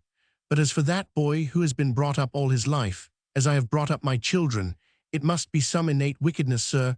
I can cut him off, though he has been as my right hand. Beloved, let me be no hindrance to the course of justice. I beg. He has forged your name, has defrauded you of money. Off, you're all I think you said. Someone has forged my name. I am not convinced that it was your son. Until I know all the circumstances, I decline to prosecute." "What circumstances?" asked Mr. Bradshaw, in an authoritative manner which would have shown irritation, but for his self-command. The force of the temptation, previous habits of the person. Of Richard he is the person Mr. Bradshaw put in. Mr. Benson went on without taking any notice. I should think it right to prosecute, if I found out that this offense against me was only one of a series committed with premeditation against society. I should then feel, as a protector of others more helpless than myself. It was your all, said Mr. Bradshaw. It was all my money, it was not my all, replied Mr. Benson. And then he went on, as if the interruption had never been against an habitual offender. I shall not prosecute Richard, not because he is your son. Do not imagine that I should decline taking such a step against any young man, without first ascertaining the particulars about him, which I know already about Richard, and which determine me against doing what would blast his character for life, would destroy every good quality he has. What good quality remains to him? Asked Mr. Bradshaw. He has deceived me, has offended God. Have we not all offended him? Mr. Benson said in a low tone. Not consciously, I never do wrong consciously, but Richard, the remembrance of the undeceiving letters forgery filled up his heart so completely that he could not speak for a minute or two. Yet, when he saw Mr. Benson on the point of saying something, he broke in. It is no use talking, sir, you and I cannot agree on these subjects.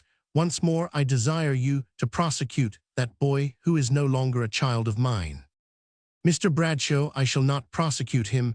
I have said it once for all. Tomorrow you will be glad that I do not listen to you. I should only do harm by saying more at present. There is always something aggravating in being told that the mood in which we are now viewing things strongly will not be our mood at some other time. It implies that our present feelings are blinding us, and that some more clear-sighted spectator is able to distinguish our future better than we do ourselves.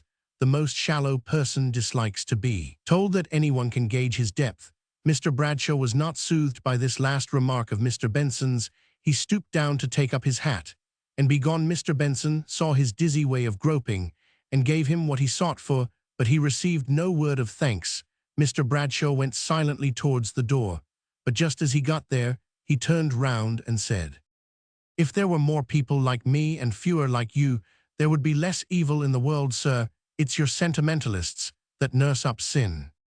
Although Mr. Benson had been very calm during this interview, he had been much shocked by what had been let out respecting Richard's forgery, not by the fact itself so much as by what it was a sign of. Still, he had known the young man from childhood, and had seen, and often regretted, that his want of moral courage had rendered him peculiarly liable to all the bad effects arising from his father's severe and arbitrary mode of treatment. Dick would never have had pluck enough to be a hardened villain under any circumstances, but unless some good influence, some strength was brought to bear upon him, he might easily sink into the sneaking scoundrel. Mr. Benson determined to go to Mr. Farquhar's the first thing in the morning, and consult him as a calm, clear-headed family friend, partner in the business, as well as son and brother-in-law to the people concerned.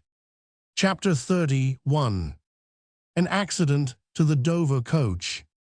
While Mr. Benson lay awake for fear of oversleeping himself, and so being late at Mr. Farquhar's, it was somewhere about 6 o'clock. Dark as an October morning is at that time. Sally came to his door and knocked. She was always an early riser, and if she had not been gone to bed long before Mr. Bradshaw's visit last night, Mr. Benson might safely have trusted to her calling him.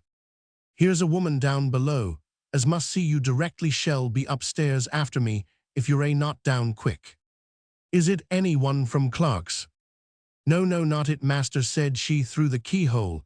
"I reckon it's Mrs. Bradshaw, for all she's muffled up." He needed no other word. When he went down, Mrs. Bradshaw sat in his easy-chair, swaying her body to and fro, and crying without restraint. Mr. Benson came up to her before she was aware that he was there. "Oh, sir," said she, getting up and taking hold of both his hands, "you won't be so cruel, will you? I have got some money somewhere, some money my father settled on me, sir. I don't know how much, but I think it's more than £2,000, and you shall have it all if I can't give it you now. I'll make a will, sir. Only be merciful to poor Dick. Don't go and prosecute him, sir." "My dear Mrs. Bradshaw, don't agitate yourself in this way. I never meant to prosecute him. But Mr. Bradshaw says that you must. I shall not indeed. I have told Mr. Bradshaw so. Has he been here? Oh, is not he cruel? I don't care. I've been a good wife. Till now I know I have done all he bid me ever since we were married. But now I will speak my mind, and say to everybody how cruel he is, hard to his own flesh and blood. If he puts poor Dick in prison, I will go too. If I am to choose between my husband and my son, I choose my son, for he will have no friends unless I am with him. Mr. Bradshaw will think better of it. You will see that, when his first anger and disappointment are over, he will not be hard or cruel. You don't know, Mr. Bradshaw, said she mournfully. If you think he'll change, I might beg and beg. I have done many a time when we had little children, and I wanted to save them a whipping, but no begging ever did any good. At last, I left it off. Hell not chain. Perhaps not for human entreaty, Mrs. Bradshaw. Is there nothing more powerful? The tone of his voice suggested what he did not say. If you mean that God may soften his heart, replied she humbly, I'm not going to deny God's power. I have need to think of him, she continued, bursting into fresh tears, for I am a very miserable woman. Only think, he cast it up against me last night, and said, if I had not spoilt Dick, this never would have happened. He hardly knew what he was saying. Last night. I will go to Mr. Farquhar's directly, and see him, and you had better go home, my dear Mrs. Bradshaw. You may rely upon our doing all that we can. With some difficulty, he persuaded her not to accompany him to Mr. Farquhar's, but he had indeed to take her to her own door before he could convince her that at present she could do nothing but wait the result of the consultation of others. It was before breakfast, and Mr. Farquhar was alone, so Mr. Benson had a quiet opportunity of telling the whole story to the husband before the wife came down. Mr. Farquhar was not much surprised, though greatly distressed. The general opinion he had always entertained of Richard's character had predisposed him to fear, even before the inquiry respecting the insurance shares. But it was still a shock when it came, however much it might have been anticipated. What can we do? Said Mr. Benson, as Mr. Farquhar sat gloomily silent. That is just what I was asking myself. I think I must see Mr. Bradshaw and try and bring him a little out of this unmerciful frame of mind. That must be the first thing. Will you object to accompany me at once? It seems of particular consequence that we should subdue his obduracy before the affair gets wind. I will go with you willingly, but I believe I rather serve to irritate Mr. Bradshaw. He is reminded of things he has said to me formerly, and which he thinks he is bound to act up to. However, I can walk with you to the door, and wait for you if you'll allow me in the street. I want to know how he is today, both bodily and mentally, for indeed Mr. Farquhar, I should not have been surprised last night if he had dropped down dead, so terrible was his strain upon himself. Mr. Benson was left at the door as he had desired, while Mr. Farquhar went in. Oh, Mr. Farquhar, what is the matter? Exclaimed the girls, running to him. Mamma sits crying in the old nursery. We believe she has been there all night. She will not tell us what it is nor let us be with her. And Papa is locked up in his room, and won't even answer us when we speak, though we know he is up and awake, for we heard him tramping about all night. Let me go up to him, said Mr. Farquhar. He won't let you in. It will be of no use. But in spite of what they said, he went up, and to their surprise, after hearing who it was, their father opened the door and admitted their brother-in-law. He remained with Mr. Bradshaw about half an hour, and then came into the dining-room, where the two girls stood huddled over the fire regardless of the untasted breakfast behind them, and writing a few lines. He desired them to take his note up to their mother, saying it would comfort her a little, and that he should send Jemima in 2 or 3 hours, with the baby, perhaps to remain some days with them. He had no time to tell them more. Jemima would. He left them and rejoined Mr. Benson. Come home and breakfast with me. I am off to London in an hour or two, and must speak with you first. On reaching his house, he ran upstairs to ask Jemima to breakfast alone in her dressing-room, and returned in 5 minutes or less. Now I can tell you about it, said he. I see my way clearly to a certain point. We must prevent Dick and his father meeting just now, or all hope of Dick's reformation is gone forever. His father is as hard as the nether millstone. He has forbidden me his house. Forbidden you? Yes, because I would not give up Dick as utterly lost and bad, and because I said I should return to London with the clerk, and fairly tell Denison he's a Scotchman and a man of sense, and feeling the real state of the case. By the way, we must not say a word to the clerk, otherwise he will expect an answer, and make out all sorts of inferences for himself from the unsatisfactory reply. He must have Denison will be upon honor, will see every side of the case, will know you refuse to prosecute the company of which he is manager are no losers. Well, when I said what I thought wise of all this, when I spoke as if my course were a settled and decided thing, the grim old man asked me if he was to be an automaton in his own house. He assured me he had no feeling for Dick. All the time he was shaking like an aspen. In short, repeated much the same things he must have said to you last night. However, I defied him, and the consequence is I'm forbidden the house, and what is more, he says he will not come to the office while I remain a partner. What shall you do? Send Jemima and the baby. There's nothing like a young child for bringing people round to a healthy state of feeling, and you don't know what Jemima is, Mr. Benson. No, though you've known her from her birth. If she can't comfort her mother, and if the baby can't steal into her grandfather's heart, well, I don't know what you may do to me. I shall tell Jemima all and trust to her wit and wisdom to work at this end, while I do my best at the other. Richard is abroad, is not he? He will be in England tomorrow. I must catch him somewhere, but that I can easily do. The difficult point will be what to do with him, what to say to him. When I find him, he must give up his partnership. That's clear. I did not tell his father so, but I am resolved upon it. There shall be no tampering with the honor of the firm to which I belong. But what will become of him? Asked Mr. Benson anxiously. I do not yet know, but for Jemima's sake, for his dear old father's sake, I will not leave him adrift. I will find him some occupation as clear from temptation as I can. I will do all in my power, and he will do much better if he has any good in him, as a freer agent, not cowed by his father into a want of individuality and self-respect. I believe I must dismiss you, Mr. Benson, said he, looking at his watch. I have to explain all to my wife, and to go to that clerk. You shall hear from me in a day or two. Mr. Benson half envied the younger man's elasticity of mind and power of acting promptly. He himself felt as if he wanted to sit down in his quiet study and think over the revelations and events of the last 24 hours. It made him dizzy even to follow Mr. Farquhar's plans as he had briefly detailed them, and some solitude and consideration would be required before Mr. Benson could decide upon their justice and wisdom.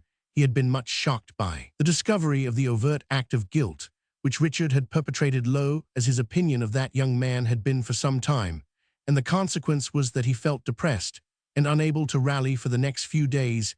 He had not even the comfort of his sister's sympathy, as he felt bound in honor not to tell her anything, and she was luckily so much absorbed in some household contest with Sally that she did not notice her brother's quiet languor. Mr. Benson felt that he had no right at this time to intrude into the house, which he had been once tacitly forbidden. If he went now to Mr. Bradshaw's without being asked or sent for, he thought it would seem like presuming on his knowledge of the hidden disgrace of one of the family. Yet he longed to go. He knew that Mr. Farquhar must be writing almost daily to Jemima, and he wanted to hear what he was doing. The fourth day after her husband's departure, she came within half an hour of the post-delivery and asked to speak to Mr. Benson alone. She was in a state of great agitation and had evidently been crying very much. "Oh, Mr. Benson," said she, "will you come with me and tell Papa this sad news about Dick? Walter has written me a letter at last to say he has found him. Could not at first, but now it seems that the day before yesterday he heard of an accident which had happened to the Dover coach. It was overturned, 2 passengers killed, and several badly hurt. Walter says we ought to be thankful, as he is, that Dick was not killed. He says it was such a relief to him, on going to the Placid little inn nearest to where the coach was overturned, to find that Dick was only severely injured, not one of those who was killed. But it is a terrible shock to us all. We had had no more dreadful fear to lessen the shock. Mamma is quite unfit for anything, and we none of us dare to tell Papa. Jemima had hard work to keep down her sobs thus far, and now they overmastered her. How is your father? I have wanted to hear every day," asked Mr. Benson tenderly. "It was careless of me not to come and tell you, But indeed, I have had so much to do. Mamma would not go near him. He has said something which she seems as if she could not forgive. Because he came to meals, she would not. She has almost lived in the nursery, taking out all Dick's old playthings, and what clothes of his were left, and turning them over, and crying over them. Then Mr. Bradshaw has joined you again. I was afraid from what Mr. Farquhar said. He was going to isolate himself from you all. I wish he had said, Jemima, crying afresh. It would have been more natural than the way he has gone on. The only difference from his usual habits is that he has never gone near the office, or else he has come to meals just as usual and talked just as usual, and even done what I never knew him do before, tried to make jokes all in order to show us how little he cares. Does he not go out at all? Only in the garden. I am sure he does care. After all, he must care. He cannot shake off a child in this way, though he thinks he can, and that makes me so afraid of telling him of this accident. Will you come, Mr. Benson?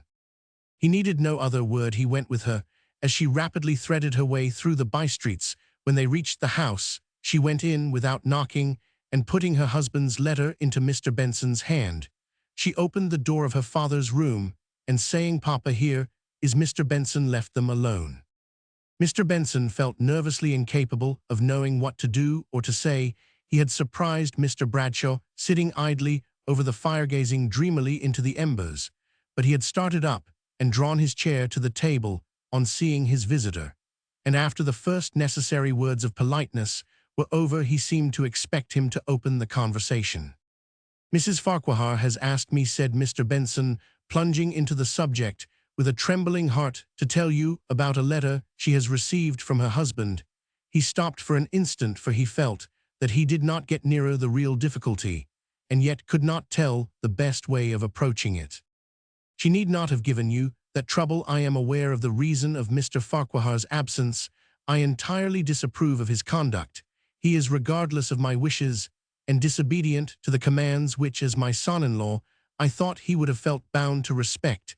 If there is any more agreeable subject that you can introduce, I shall be glad to hear you, sir. Neither you nor I must think of what we like to hear, or to say. You must hear what concerns your son. I have disowned the young man who was my son, replied he coldly. The Dover coach has been overturned, said Mr. Benson, stimulated into abruptness by the icy sternness of the father. But in a flash he saw what lay below that terrible assumption of indifference. Mr. Bradshaw glanced up in his face, one look of agony, and then went grey, so livid that Mr. Benson got up to ring the bell in a fright, but Mr. Bradshaw motioned to him to sit still. Oh, I have been too sudden, sir. Is alive, he is alive, he exclaimed, as he saw the ashy face working in a vain attempt to speak. But the poor lips, so wooden not a minute ago, went working on, and on, as if Mr. Benson's words did not sink down into the mind or reach the understanding. Mr. Benson went hastily for Mrs. Farquhar. Oh, Jemima, said he, I have done it so badly, I have been so cruel, is very ill, I fear. Bring water, brandy. And he returned with all speed into the room. Mr. Bradshaw, great strong iron man, lay back in his chair, in a swoon, a fit.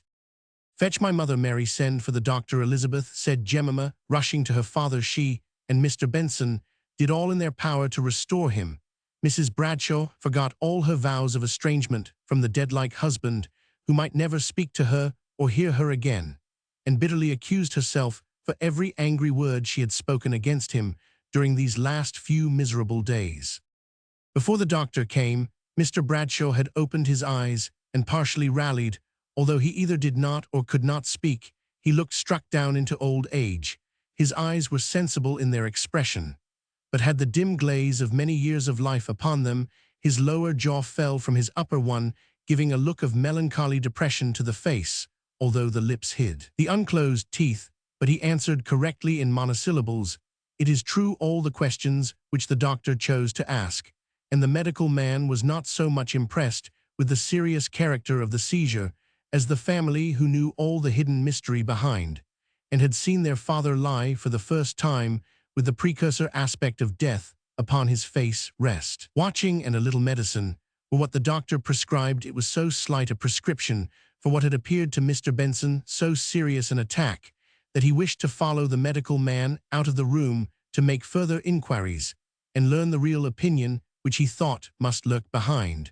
But as he was following the doctor, Hethy, aware of the effort Mr. Bradshaw was making to rise in order to arrest Mr. Benson's departure, he did stand up, supporting himself with one hand on the table, for his legs shook under him. Mr. Benson came back instantly to the spot where he was. For a moment it seemed as if he had not the right command of his voice, but at last he said, with a tone of humble, wistful entreaty, which was very touching, "He is alive, sir, is he not?" "Yes, sir, indeed, he is. He is only hurt. He is sure to do well. Mr. Farquhar is with him," said Mr. Benson, almost unable to speak for tears. Mr. Bradshaw did not remove his eyes from Mr. Benson's face. For more than a minute after his question had been answered, he seemed as though he would read his very soul and there see if he spoke the truth. Satisfied at last, he sank slowly into his chair, and they were silent for a little space, waiting to perceive if he would wish for any further information. Just then, at length, he put his hands slowly together in the clasped attitude of prayer and said, "Thank God." Chapter 32. The Bradshaw pew again occupied. If Jemima allowed herself now and then to imagine that one good would result from the discovery of Richard's delinquency in the return of her father and Mr. Benson to something of their old understanding and their old intercourse, this hope fluttered through her mind, it was doomed to disappointment. Mr. Benson would have been most happy to go if Mr. Bradshaw had sent for him. He was on the watch for what might be even the shadow of such an invitation, but none came. Mr. Bradshaw, on his part, would have been thoroughly glad if the willful seclusion of his present life could have been broken by the occasional visits of the old friend, whom he had once forbidden the house, but this prohibition having passed his lips, he stubbornly refused to do anything which might be construed into unsaying it.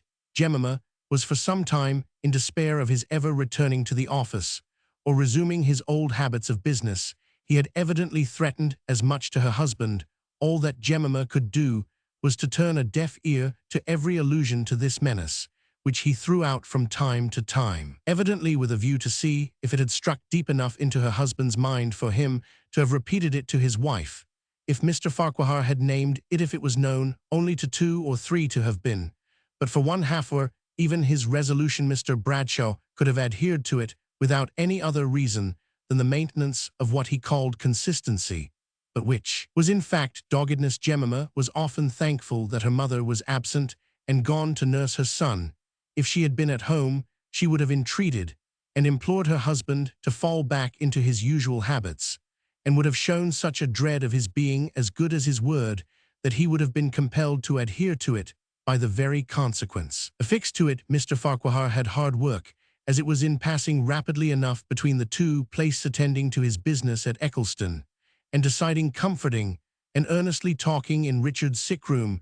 During an absence of his, it was necessary to apply to one of the partners on some matter of importance, and accordingly, to Jemima's secret joy, Mr. Watson came up and asked if her father was well enough to see him on business. Jemima carried in this inquiry literally, and the hesitating answer which her father gave was in the affirmative. It was not long before she saw him leave the house accompanied by the faithful old clerk, and when he met her at dinner, he made no allusion to his morning visitor or to his subsequent going out, but from that time forwards he went regularly to the office. He received all the information about Dick's accident and his progress towards recovery in perfect silence, and in as indifferent a manner as he could assume, but yet he lingered about the family sitting room every morning until the post had come in which brought all letters from the south.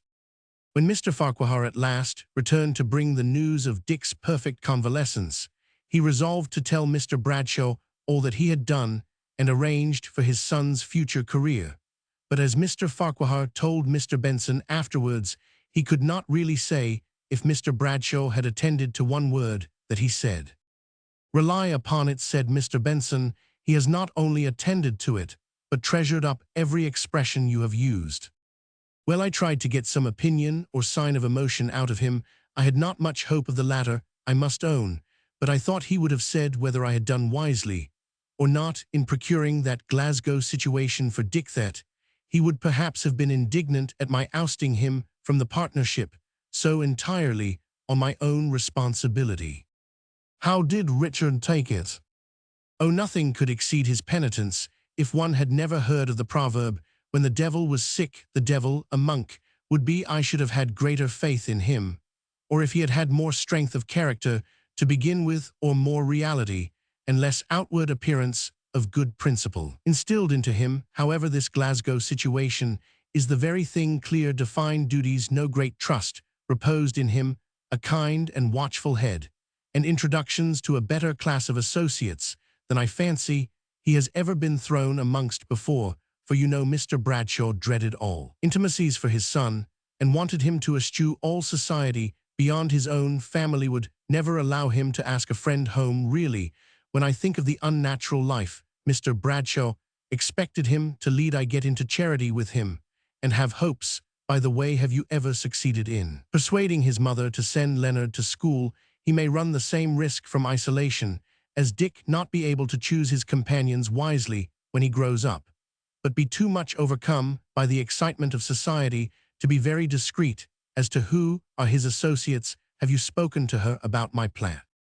Yes, but to no purpose. I cannot say that she would even admit an argument on the subject. She seemed to have an invincible repugnance to the idea of exposing him to the remarks of other boys on his peculiar position. They need never know of it. Besides, sooner or later, he must step out of his narrow circle and encounter remark and scorn. True, said Mr. Benson mournfully, and you may depend upon it, if it really is the best for Leonard, she will come round to it by and by. It is almost extraordinary to see the way in which her earnest and most unselfish devotion to this boy's real welfare leads her to right and wise conclusions. I wish I could tame her so as to let me meet her as a friend. Since the baby was born, she comes to see Jemima. My wife tells me that she sits and holds it soft in her arms and talks to it as if her whole soul went out to the little infant. But if she hears a strange footstep on the stair, what Jemima calls the wild animal look comes back into her eyes, and she steals away like some frightened creature. With all that she has done to redeem her character, she should not be so timid of observation. You may well say, with all that she has done, we of her own household hear little or nothing of what she does. If she wants help, she simply tells us how and why. But if not, perhaps because it is some relief to her to forget for a time the scenes of suffering in which she has been acting the part of comforter, and perhaps because there always was a shy, sweet reticence about her. We never should know what she is and what she does, except from the poor people themselves, who would bless her in words if the very thought of her did not choke them with tears. Yet I do assure you, she passes out of all this gloom and makes sunlight in our house. We are never so cheerful as when she is at home. She always had the art of diffusing peace, but now it is positive cheerfulness. And about Leonard, I doubt if the wisest and most thoughtful schoolmaster could teach half as much directly as his mother does, unconsciously and indirectly, every hour that he is with her. Her noble, humble, pious endurance of the consequences of what was wrong in her early life seems expressly fitted to act upon him, whose position is unjustly, for he has done no harm, so similar to hers.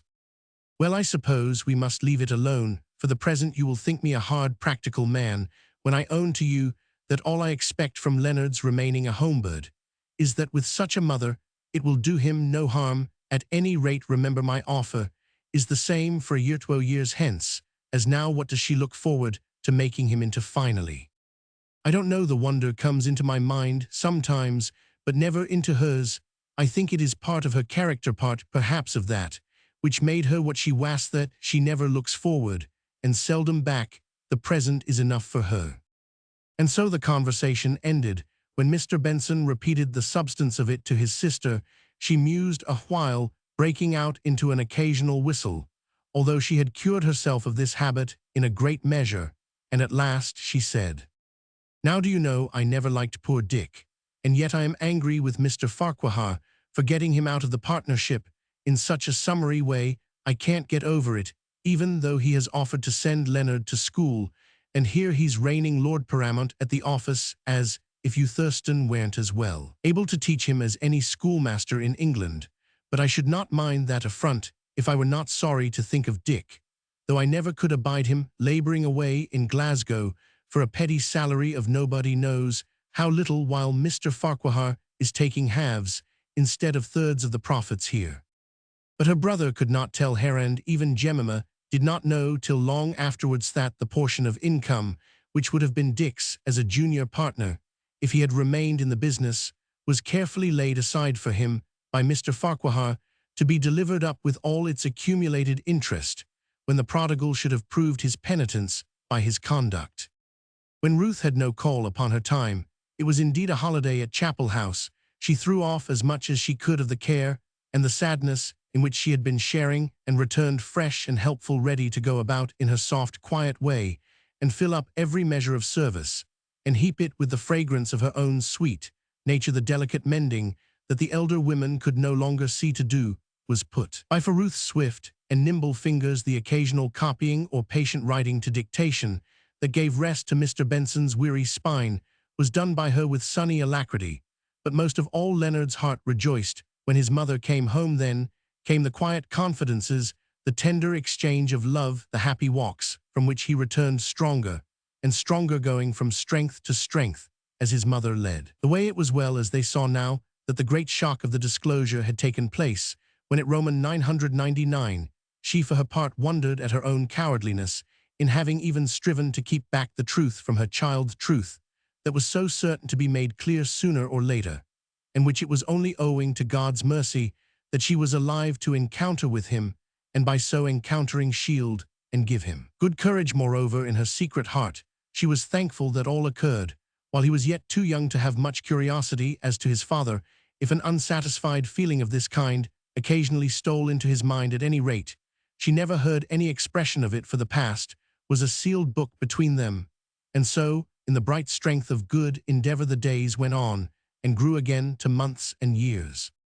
Perhaps one little circumstance which occurred during this time had scarcely external importance enough to be called an event, but in Mr. Benson's mind it took rank as such. One day, about a year after Richard Bradshaw had ceased to be a partner in his father's house, Mr. Benson encountered Mr. Farquhar in the street, and heard from him of the creditable and respectable manner in which Richard was conducting himself in Glasgow, where Mr. Farquhar had lately been on business. "I am determined to tell his father of this," said he. "I think his family are far too obedient to his tacit prohibition of all mention of Richard's name." "Tacit prohibition?" inquired Mr. Benson. "Oh, I dare say I use the words in a wrong sense for the correctness of a scholar, but what I mean is that he made a point of immediately leaving the room if Richard's name was mentioned, and did it in so marked a manner that by degrees they understood that it was their father's desire that he should never be alluded to, which was all very well as long as there was nothing pleasant to be said about him. But tonight I am going there, and shall take good care he does not escape me before I have told him all I have heard and observed about Richard. He will never be a hero of virtue, for his education has drained him of all moral courage. But with care and the absence of all strong temptation for a time, he will do very well nothing to gratify paternal pride, but certainly nothing to be ashamed of." It was on the Sunday after this that the little circumstance to which I have alluded took place. During the afternoon service, Mr. Benson became aware that the large Bradshaw pew was no longer unoccupied. In a dark corner, Mr. Bradshaw's white head was to be seen bowed down low in prayer. When last he had worshipped there, the hair on that head was iron-gray, and even in prayer he had stood erect, with an air of conscious righteousness sufficient for all his wants, and even some to spare, with which to judge others. Now that white and hoary head was never uplifted. Part of his unobtrusiveness might, it is true, be attributed to the uncomfortable feeling which was sure to attend any open withdrawal of the declaration he had once made never to enter the chapel in which Mr. Benson was minister again, and as such a feeling was natural to all men, and especially to such a one as Mr. Bradshaw, Mr. Benson instinctively respected it, and passed out of the chapel with his household without ever directing his regards to the obscure place where Mr. Bradshaw still remained immovable. From this day Mr. Benson felt sure that the old friendly feeling existed once more between them, although some time might elapse before any circumstance gave the signal for a renewal of their intercourse. Chapter 33. A mother to be proud of.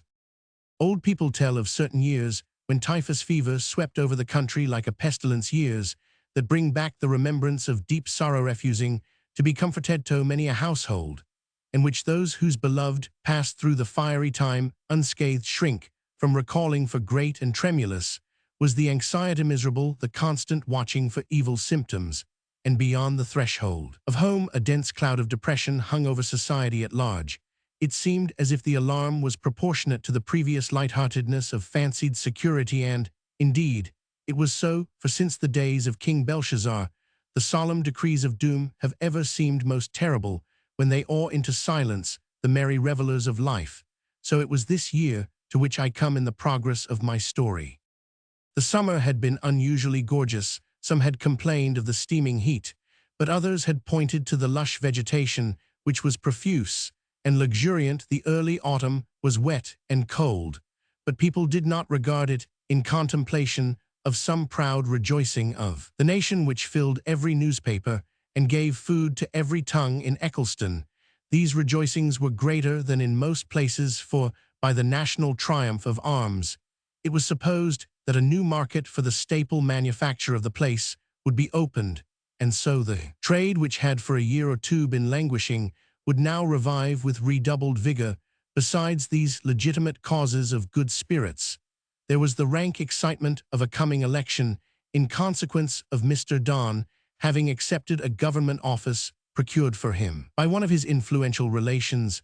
This time the Cranworths roused themselves from their magnificent torpor of security in good season, and were going through a series of pompous and ponderous hospitalities in order to bring back the Eccleston voters to their allegiance.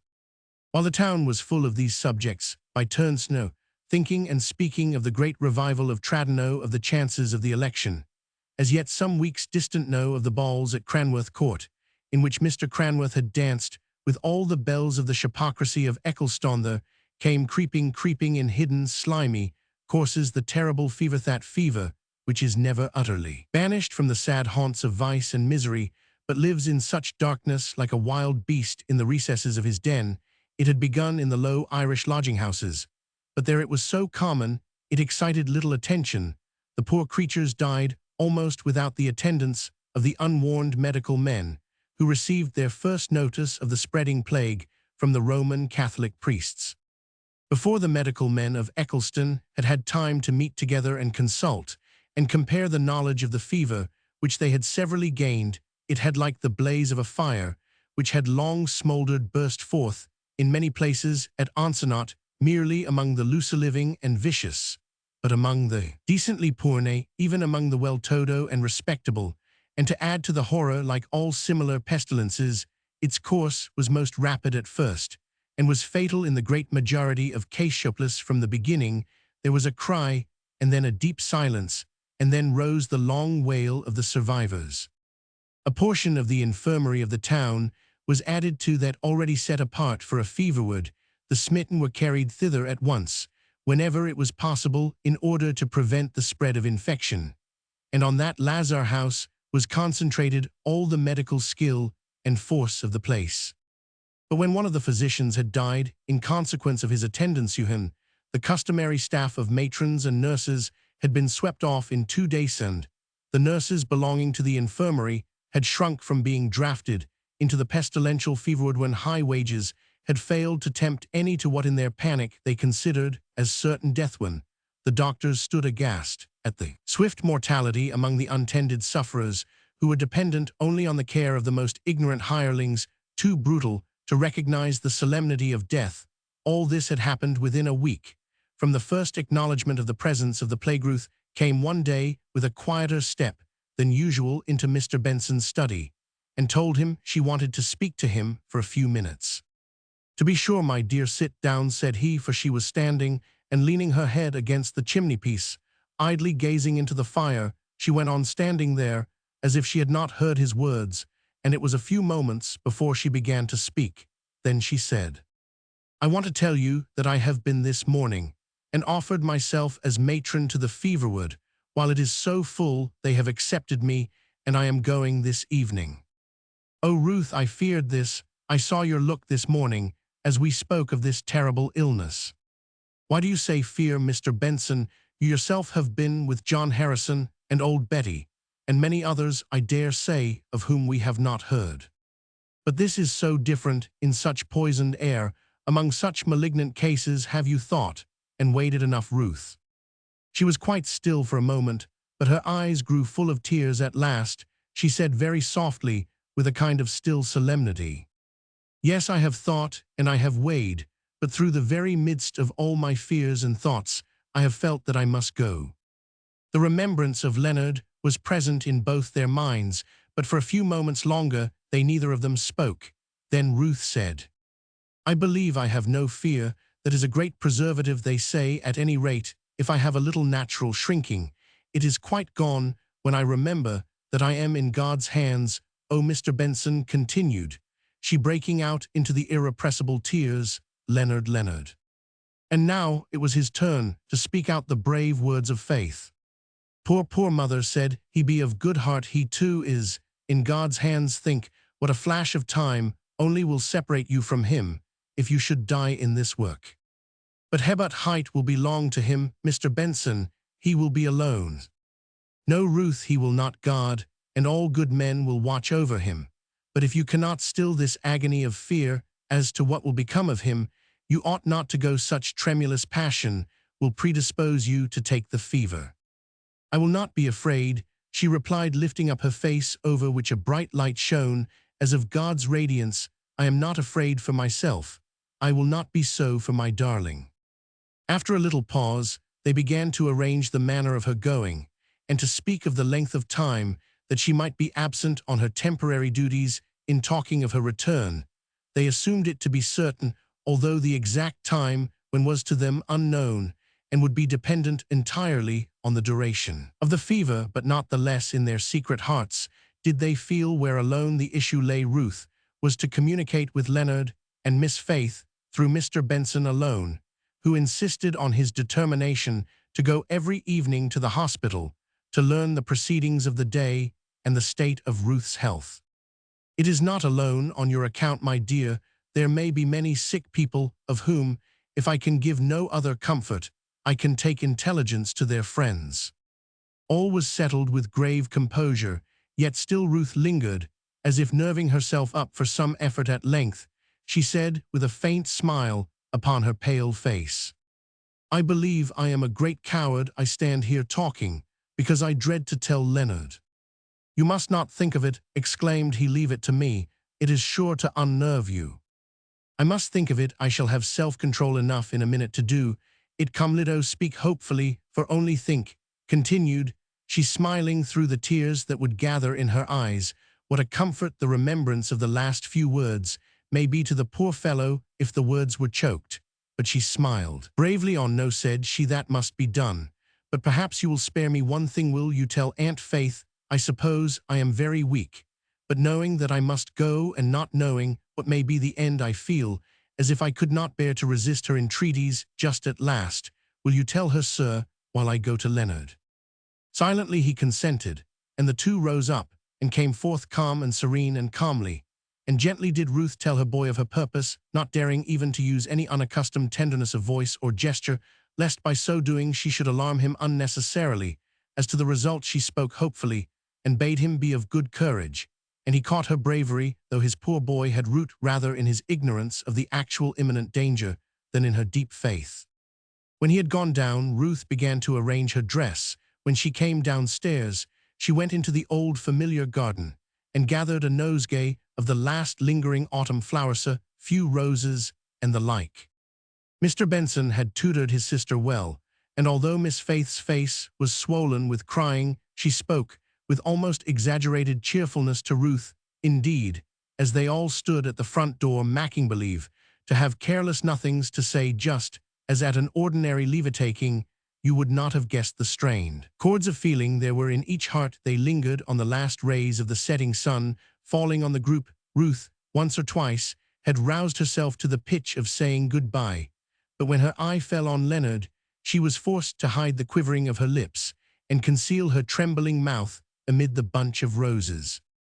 "They won't let you have your flowers, I'm afraid," said Miss Benson. "Doctors so often object to the smell." "No, perhaps not," said Ruth hurriedly. I did not think of it. I will only keep this one rose here, Leonard, darling. She gave the rest to him. It was her farewell, for having now no veil to hide her emotion. She summoned all her bravery for one parting smile, and smiling turned away, but she gave one look back from the street, just from the last point at which the door could be seen, and catching a glimpse of Leonard standing foremost on the step, she ran back, and he met her halfway, and mother and child spoke never a word in that close embrace. "Now, Leonard," said Miss Faith, "be a brave boy. I feel sure she will come back to us before very long." But she was very near crying herself, and she would have given way, I believe, if she had not found the wholesome outlet of scolding Sally for expressing just the same opinion respecting Ruth's proceedings as she herself had done not 2 hours before. Taking what her brother had said to her as a text, she delivered such a lecture to Sally on want of faith that she was astonished at herself, and so much affected by what she had said that she had to shut the door of communication between the kitchen and the parlor pretty hastily, in order to prevent Sally's threatened reply from weakening her belief in the righteousness of what Ruth had done. Her words had gone beyond her conviction. Evening after evening, Mr. Benson went forth to gain news of Ruth, and night after night he returned with good tidings. The fever, it is true, raged, but no plague came nigh her. He said her face was ever calm and bright, except when clouded by sorrow, as she gave the accounts of the deaths, which occurred in spite of every care. He said he had never seen her face so fair and gentle as it was now, when she was living in the midst of disease and woe. One evening Leonard, for they had grown bolder as to the infection, accompanied him to the street on which the hospital abutted. Mr. Benson left him there, and told him to return home, but the boy lingered, attracted by the crowd that had gathered, and were gazing up intently towards the lighted windows of the hospital. There was nothing beyond to be seen, but the greater part of these poor people had friends or relations in that palace of death. Leonard stood and listened. At first their talk consisted of vague and exaggerated accounts, if such could be exaggerated, of the horrors of the fever. Then they spoke of Ruth, his mother, and Leonard held his breath to hear. "They say she has been a great sinner, and that this is her penance," quoth one, and as Leonard gasped before rushing forward to give the speaker straight the lie, an old man spoke. "Such a one as her has never been a great sinner, nor does she do her work as a penance, but for the love of God and of the blessed Jesus, she will be in the light of God's countenance, when you and I will be standing afar off. I tell you, man, when my poor wench died, as no one would come near, her head lay at that hour on this woman's sweet breast. I could fell you," the old man went on, lifting his shaking arm, "for calling that woman a great sinner. The blessing of them who are ready to perish is upon her." Immediately there arose a clamor of tongues, each with some tale of his mother's gentle doings, till Leonard grew dizzy with the beatings of his glad, proud heart. Few were aware how much Ruth had done. She never spoke of it, shrinking with sweet shyness from overmuch allusion to her own work. At all times her left hand truly knew not what her right hand did, and Leonard was overwhelmed now to hear of the love and the reverence with which the poor and outcast had surrounded her. It was irrepressible. He stepped forward with a proud bearing, and touching the old man's arm who had first spoken, Leonard tried to speak, but for an instant he could not. His heart was too full. Tears came before words, but at length he managed to say, "Sir, I am her son." Thou her bairn." "God bless you, lad," said an old woman, pushing through the crowd. "It was but last night she kept my child quiet with singing psalms the night through. Low and sweet they tell metal. Many poor things were hushed, though they were out of their minds, and had not heard psalms this many a year. God in heaven bless you, lad." Many other wild woebegone creatures pressed forward with blessings on Ruth's son, while he could only repeat, "She is my mother." From that day forward, Leonard walked erect in the streets of Eccleston, where many arose and called her blessed.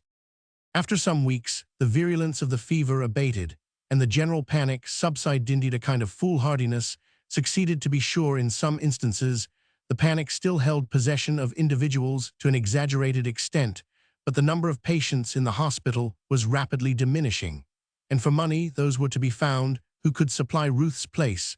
But to her it was owing that the overwrought fear of the town was subdued. It was she who had gone voluntarily, and with no thought of greed or gain, right into the very jaws of the fierce disease.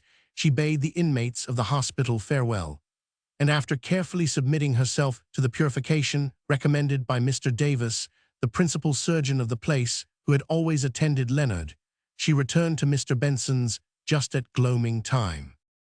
They each vied with the other in the tenderest cares.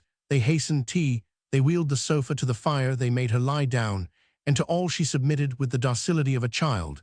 And when the candles came, even Mr. Benson's anxious eye could see no change in her looks, but that she seemed a little paler. The eyes were as full of spiritual light, the gently parted lips as rosy, and the smile, if more rare yet, as sweet as ever. Chapter 34. I must go and nurse Mr. Bellingham. The next morning, Miss Benson would insist upon making Ruth lie down on the sofa. Ruth longed to do many things, to be much more active, but she submitted when she found that it would gratify Miss Faith if she remained as quiet as if she were really an invalid. Leonard sat by her, holding her hand every now and then. He looked up from his book, as if to make sure that she indeed was restored to him. He had brought her down the flowers which she had given him the day of her departure, and which he had kept in water as long as they had any greenness or fragrance, and then had carefully dried and put by. She too, smiling, had produced the one rose which she had carried away to the hospital. Never had the bond between her and her boy been drawn so firm and strong. Many visitors came this day to the quiet chapel house. First of all, Mrs. Farquhar appeared. She looked very different from the Jemima Bradshaw of 3 years ago. Happiness had called out beauty.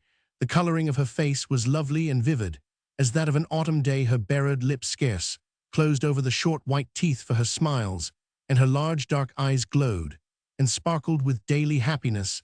They were softened by a mist of tears as she looked upon Ruth. "Lie still, don't move. You must be content today to be waited upon and nursed. I have just seen Miss Benson in the lobby, and had charge upon charge not to fatigue you. Oh, Ruth, how we all love you now we have you back again. Do you know, I taught Rosa to say her prayers as soon as ever you were gone to that horrid place, just on purpose that her little innocent lips might pray for you. I wish you could hear her say it. Please, dear God, keep Ruth safe. Oh, Leonard, are not you proud of your mother?" Leonard said yes, rather shortly, as if he were annoyed that anyone else should know or even have a right to imagine how proud he was. Jemima went on. "Now, Ruth, I have got a plan for you, Walter, and I have partly made it, and partly it's Papa's doing. Yes, dear Papa has been quite anxious to show his respect for you. We all want you to go to the dear Eagle's Crag for this next month, and get strong and have some change in that fine air at Abermouth. I am going to take little Rosa there. Papa has lent it to us, and the weather is often very beautiful in November." "Thank you very much. It is very tempting, for I have been almost longing for some such change. I cannot tell all at once whether I can go, but I will see about it, if you will let me leave it open a little." "Oh, as long as you like, so that you will but go at last. And Master Leonard, you are to come too. Now I know I have you on my side." Ruth thought of the place. Her only reluctance arose from the remembrance of that one interview on the sands. That walk she could never go again. But how much remained, how much that would be a charming balm and refreshment to her. "What happy evenings we shall have together. Do you know, I think Mary and Elizabeth may perhaps come." A bright gleam of sunshine came into the room. "Look, how bright and propitious for our plans, dear Ruth. It seems like an omen for the future." Almost while she spoke, Miss Benson entered, bringing with her Mr. Gray, the rector of Eccleston. He was an elderly man, short and stoutly built, with something very formal in his manner, but anyone might feel sure of his steady benevolence who noticed the expression of his face, and especially of the kindly black eyes that gleamed beneath his gray and shaggy eyebrows. Ruth had seen him at the hospital once or twice, and Mrs. Farquhar had met him pretty frequently in general society. "Go and tell your uncle," said Miss Benson to Leonard. "Stop, my boy, I have just met Mr. Benson in the street, and my errand now is to your mother. I should like you to remain and hear what it is, and I am sure that my business will give these ladies, bowing to Miss Benson and Jemima, so much pleasure that I need not apologize for entering upon it in their presence."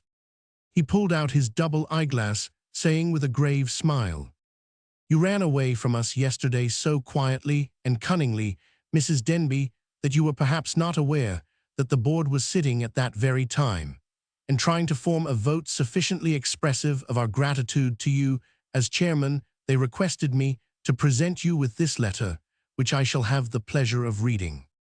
With all due emphasis, he read aloud a formal letter from the secretary to the infirmary, conveying a vote of thanks to Ruth. The good rector did not spare her one word from date to signature, and then folding the letter up, he gave it to Leonard, saying, "There, sir, when you are an old man, you may read that testimony to your mother's noble conduct with pride and pleasure, for indeed," continued he, turning to Jemima, "no words can express the relief it was to us, I speak of the gentlemen composing the board of the infirmary, when Mrs. Denby came forward. The panic was at its height, and the alarm, of course, aggravated the disorder. The poor creatures died rapidly. There was hardly time to remove the dead bodies before others were brought in to occupy the beds. So little help was to be procured on account of the universal terror, and the morning when Mrs. Denby offered us her services, we seemed at the very worst. I shall never forget the sensation of relief in my mind when she told us what she proposed to do, but we thought it right to warn her to the full extent." "Nay, madam," said he, catching a glimpse of Ruth's changing color, "I will spare you any more praises. I will only say, if I can be a friend to you, or a friend to your child, you may command my poor powers to the utmost." He got up, and bowing formally, he took his leave. Jemima came and kissed Ruth. Leonard went upstairs to put the precious letter away. Miss Benson sat crying heartily in a corner of the room. Ruth went to her and threw her arms round her neck and said, "I could not tell him just then. I durst not speak for fear of breaking down. But if I have done right, it was all owing to you. And Mr. Benson, oh, I wish I had said how the thought first came into my head. From seeing the things Mr. Benson has done so quietly ever since the fever first came amongst us, I could not speak. And it seemed as if I was taking those praises to myself, when all the time I was feeling how little I deserved them, how it was all owing to you." "Under God, Ruth," said Miss Benson, speaking through her tears. "Oh, I think there is nothing humbles one so much as undue praise. While he was reading that letter, I could not help feeling how many things I have done wrong. Could he know off what I have been asked?" she dropping her voice very low. "Yes," said Jemima, "he knew everybody in Eccleston did know, but the remembrance of those days is swept away. Miss Benson," she continued, for she was anxious to turn the subject, "you must be on my side, and persuade Ruth to come to Abermouth for a few weeks. I want her and Leonard both to come. I'm afraid my brother will think that Leonard is missing his lessons sadly just of late.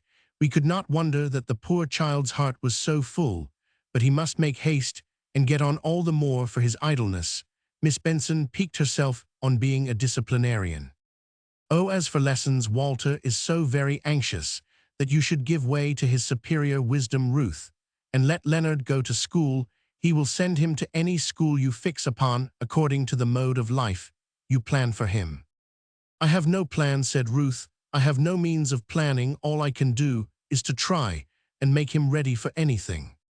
"Well," said Jemima, "we must talk it over at Abermouth, for I am sure you won't refuse to come. Dearest, dear Ruth, think of the quiet sunny days and the still evenings that we shall have together with little Rosa to tumble about among the fallen leaves. And there's Leonard to have his first sight of the sea." "I do think of it," said Ruth, smiling at the happy picture Jemima drew, and both smiling at the hopeful prospect before them. They parted never to meet again in life. No sooner had Mrs. Farquhar gone than Sally burst in. "Oh dear, dear," said she, looking around her, "if I had but known that the rector was coming to call, I'd ha put on the best covers.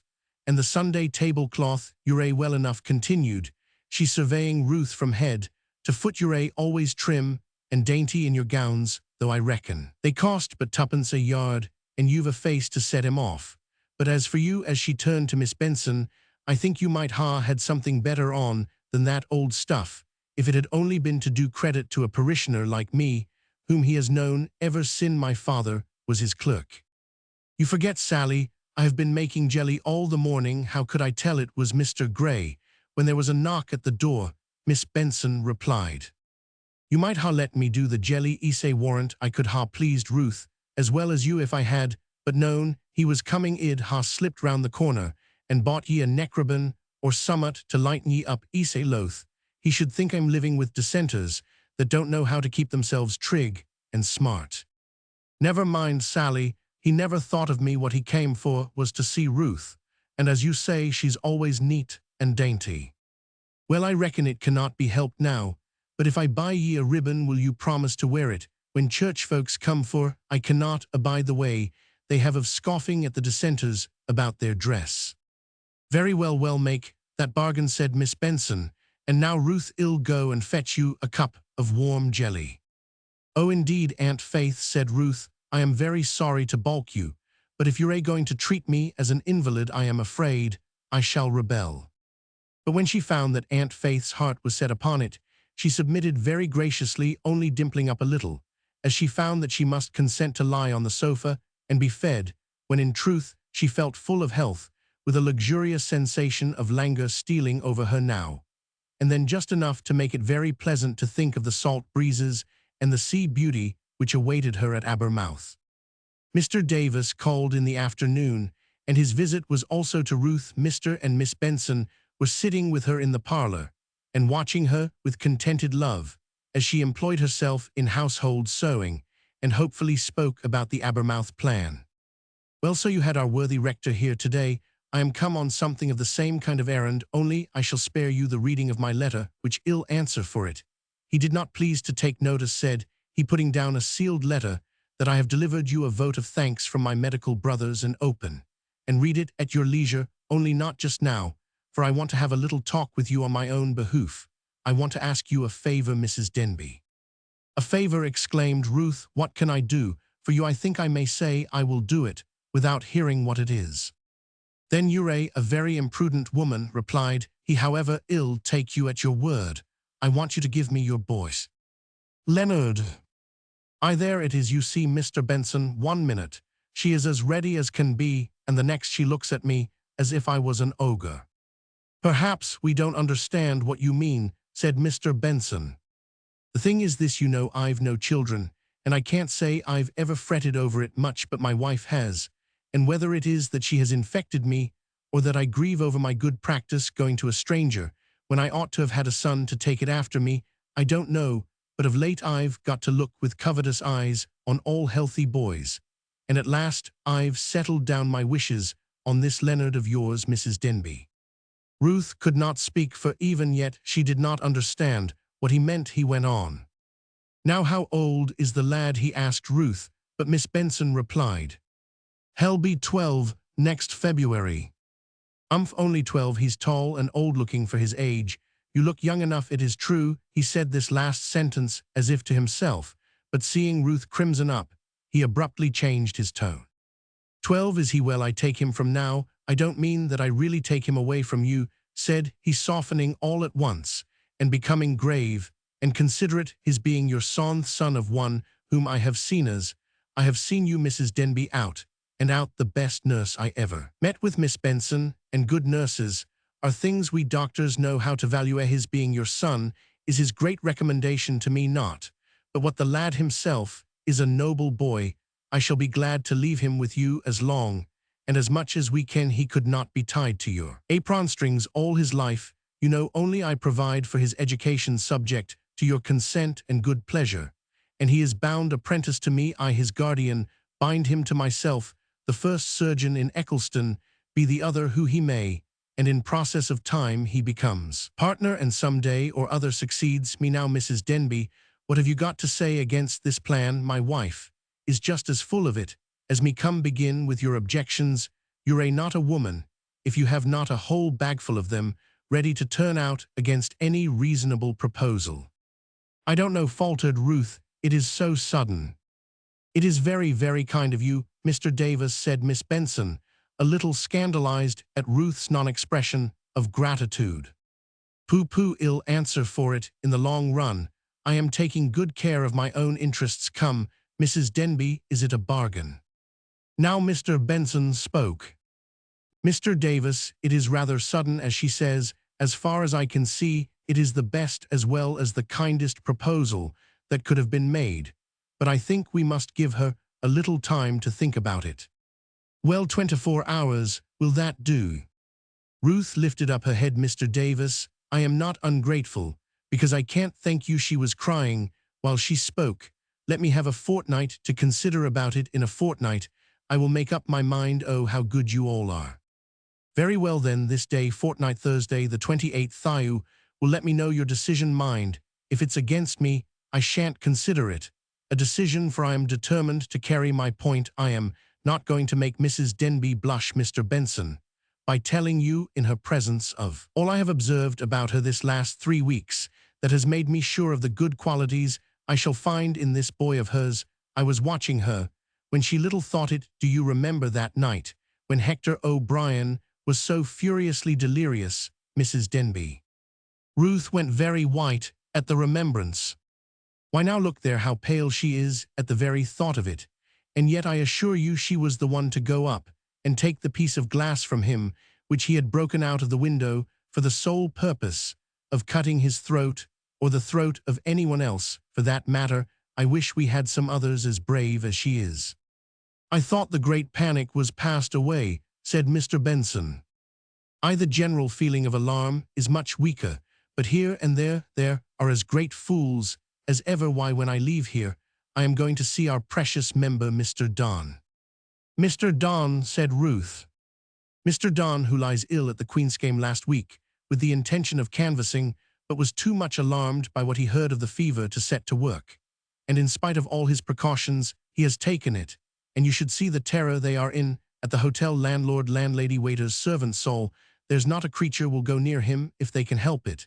And there's only his groomer, lad he saved from drowning. I'm told to do anything for him. I must get him a proper nurse somehow or somewhere, for all my being a Cranworth man. Mr. Benson, you don't know the temptations we medical men have. Think, if I allowed your member to die now, as he might very well if he had no nurse, how famously Mr. Cranworth would walk over the course. Where's Mrs. Denby gone to? I hope I've not frightened her away by reminding her of Hector O'Brien and that awful night when I do assure you she behaved like a heroine. As Mr. Benson was showing Mr. Davis out, Ruth opened the study door and said in a very calm, low voice, Mr. Benson, will you allow me to speak to Mr. Davis alone? Mr. Benson immediately consented, thinking that in all probability she wished to ask some further questions about Leonard, but as Mr. Davis came into the room and shut the door, he was struck by her pale, stern face of determination and awaited her speaking first. Mr. Davis, I must go and nurse Mr. Bellingham, said she at last, clenching her hands tight together, but no other part of her body moving from its intense stillness. Mr. Bellingham, asked he, astonished at the name. Mr. Don, I mean, said she hurriedly. His name was Bellingham. Oh, I remember hearing he had changed his name for some property, but you must not think of any more such work. Just now you are not fit for it. You are looking as white as ashes. I must go, she repeated. Nonsense, here's a man who can pay for the care of the first hospital nurses in London, and I doubt if his life is worth the risk of one of theirs, even much more of yours. We have no right to weigh human lives against each other. No, I know we have not, but it's a way we doctors are apt to get into, and at any rate, it's ridiculous of you to think of such a thing. Just listen to reason. I can't, cried she with sharp pain in her voice. You must let me go, dear Mr. Davis, said she, now speaking with soft entreaty. No, said he, shaking his head authoritatively. Ill do no such thing. Listen, said she, dropping her voice and going all over the deepest scarlet. He is Leonard's father now. You will let me go. Mr. Davis was indeed staggered by what she said, and for a moment he did not speak, so she went on. You will not tell, you must not tell. No one knows, not even Mr. Benson, who it was, and no, it might do him so much harm to have it known. You will not tell. No, I will not tell, replied he. But Mrs. Denby, you must answer me this one question which I ask you in all true respect, but which I must ask in order to guide both myself and you aright. Of course I knew Leonard was illegitimate. In fact, I will give you secret for secret. It was being so myself that first made me sympathize with him and desire to adopt him. I knew that much of your history. But tell me, do you now care for this man? Answer me truly, do you love him?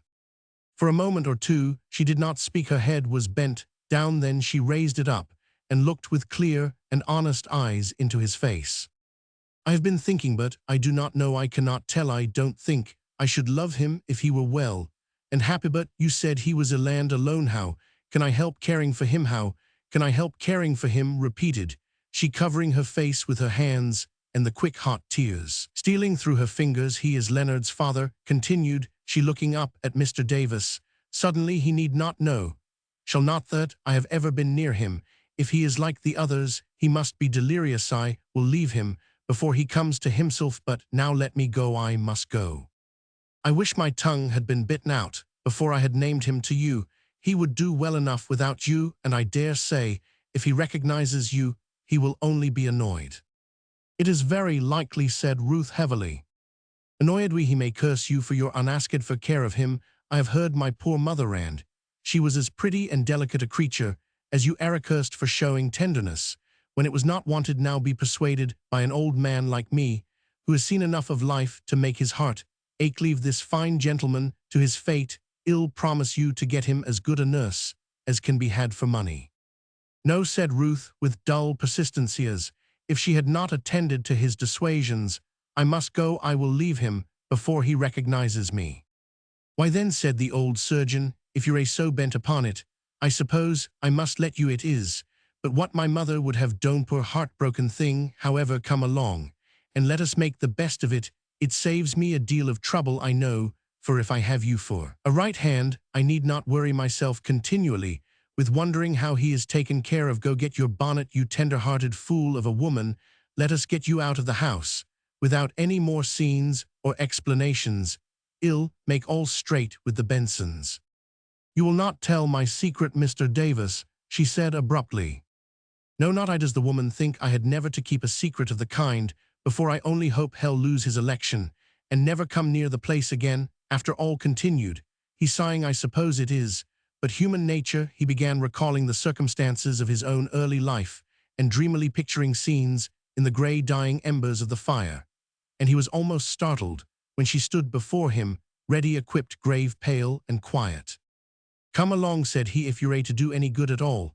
It must be in these next 3 days. After that, I'll insure his life for this bout, and mind, I shall send you home then, for he might know you, and I'll have no excitement to throw him back again, and no sobbing and crying from you.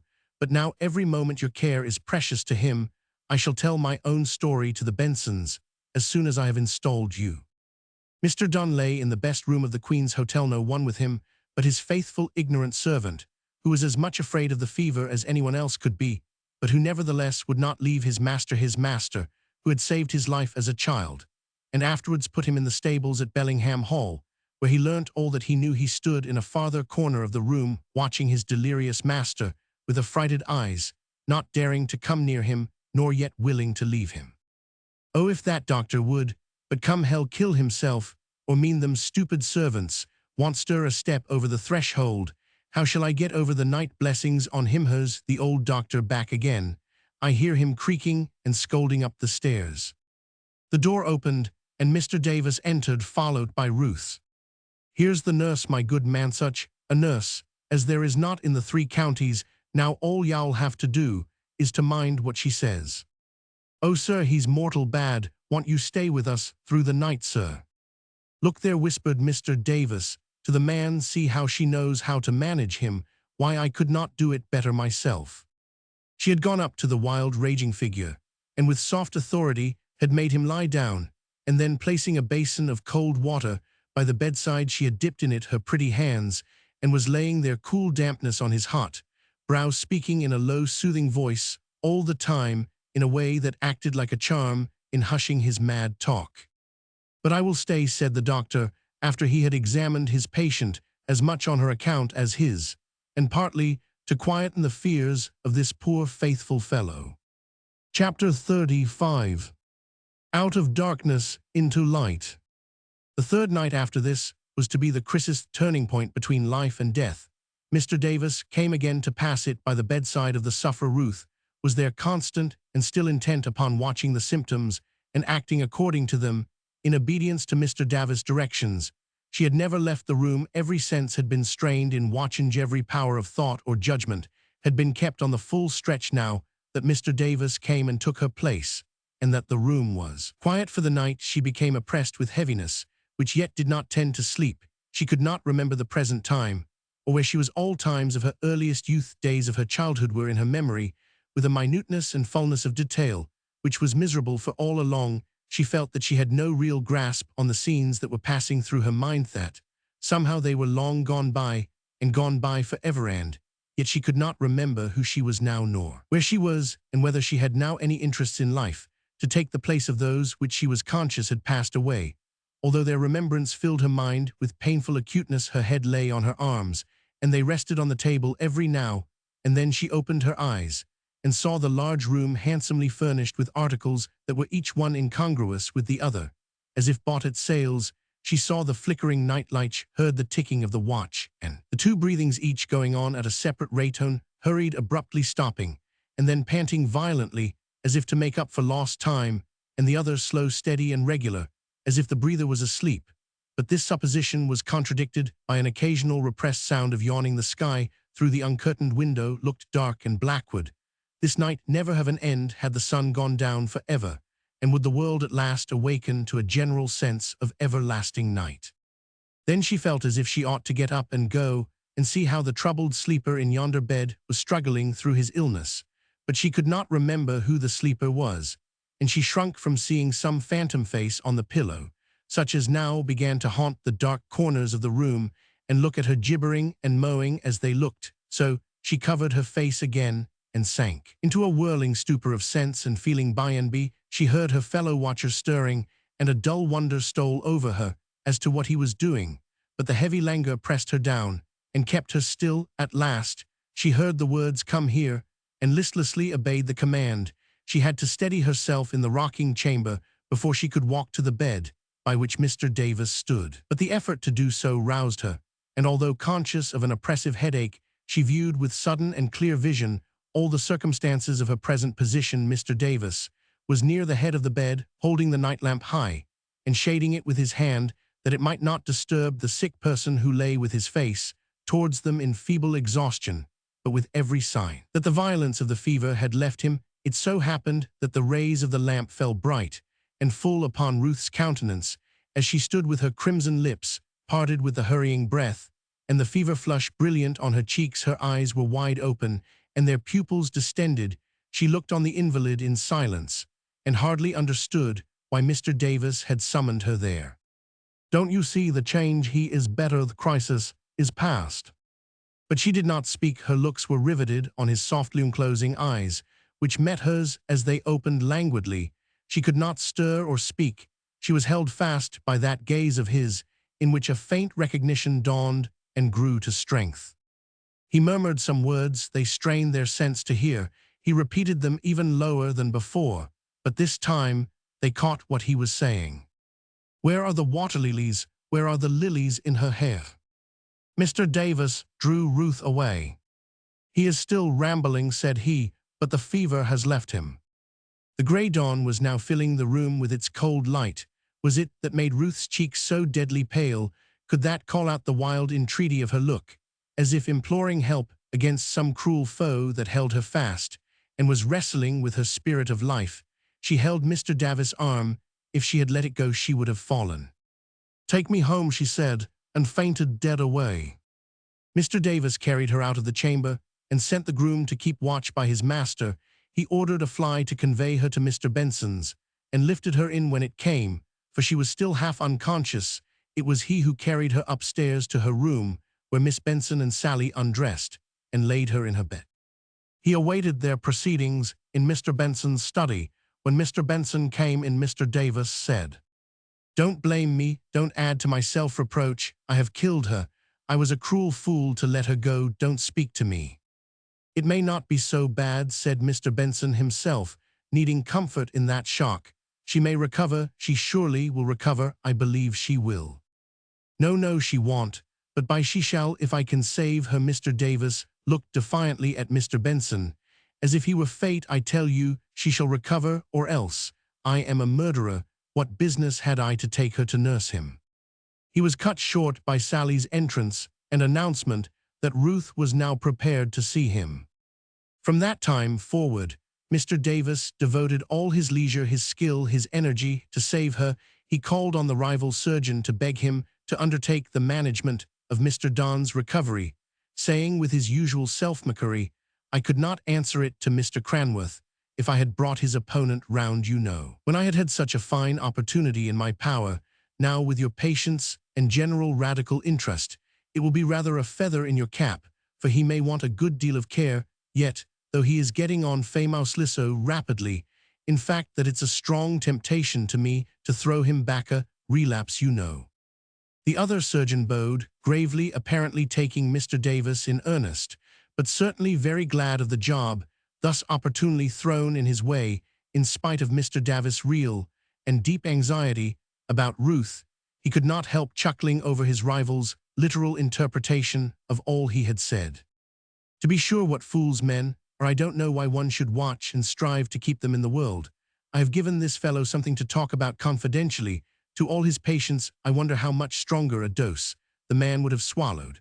I must begin to take care of my practice, for that lad yonder, Welladay, what was this sick fine gentleman sent here for that she should run a chance of her life for him, or why was he sent into the world at all for that matter?" Indeed, however much Mr. Davis might labor with all his professional skill, however much they might all watch and pray and weep, it was but too evident that Ruth home must go and take her wages. Poor Ruth. It might be that, utterly exhausted by watching and nursing first in the hospital, and then by the bedside of her former lover, the power of her constitution was worn out, or it might be her gentle, pliant sweetness. But she displayed no outrage or discord, even in her delirium. There she lay in the attic room in which her baby had been born. Her watch over him kept her confession to him made, and now she was stretched on the bed in utter helplessness, softly gazing at vacancy, with her open, unconscious eyes, from which all the depth of their meaning had fled, and all they told was of a sweet childlike insanity. Within, the watchers could not touch her with their sympathy or come near her in her dim world so mutely, but looking at each other from time to time with tearful eyes, they took a poor comfort from the one evident fact that though lost and gone astray she was happy and at peace. They had never heard her sing. Indeed, the simple art which her mother had taught her had died with her early joyousness at that dear mother's death. But now she sang continually, very soft and low. She went from one childish ditty to another without let or pause, keeping a strange sort of time with her pretty fingers as they closed and unclosed themselves upon the counterpane. She never looked at anyone with the slightest glimpse of memory or intelligence in her face, no, not even at Leonard. Her strength faded day by day, but she knew it not. Her sweet lips were parted to sing even after the breath, and the power to do so had left her, and her fingers fell idly on the bed. 2 days she lingered thus all, but gone from them, and yet still there. They stood around her bedside, not speaking or sighing or moaning. They were too much awed by the exquisite peacefulness of her look, for that suddenly she opened wide her eyes and gazed intently forwards, as if she saw some happy vision, which called out a lovely, rapturous, breathless smile. They held their very breaths. "I see the light coming," said she. "The light is coming," she said, and raising herself slowly, she stretched out her arms and then fell back very still forevermore. They did not speak. Mr. Davis was the first to utter a word. "It is over," said he. "She is dead." Out rang through the room the cry of Leonard. "Mother, mother, mother, you have not left me alone. You will not leave me alone. You are not dead, mother, mother." They had pent in his agony of apprehension, till then, that no wail of her child might disturb her ineffable calm.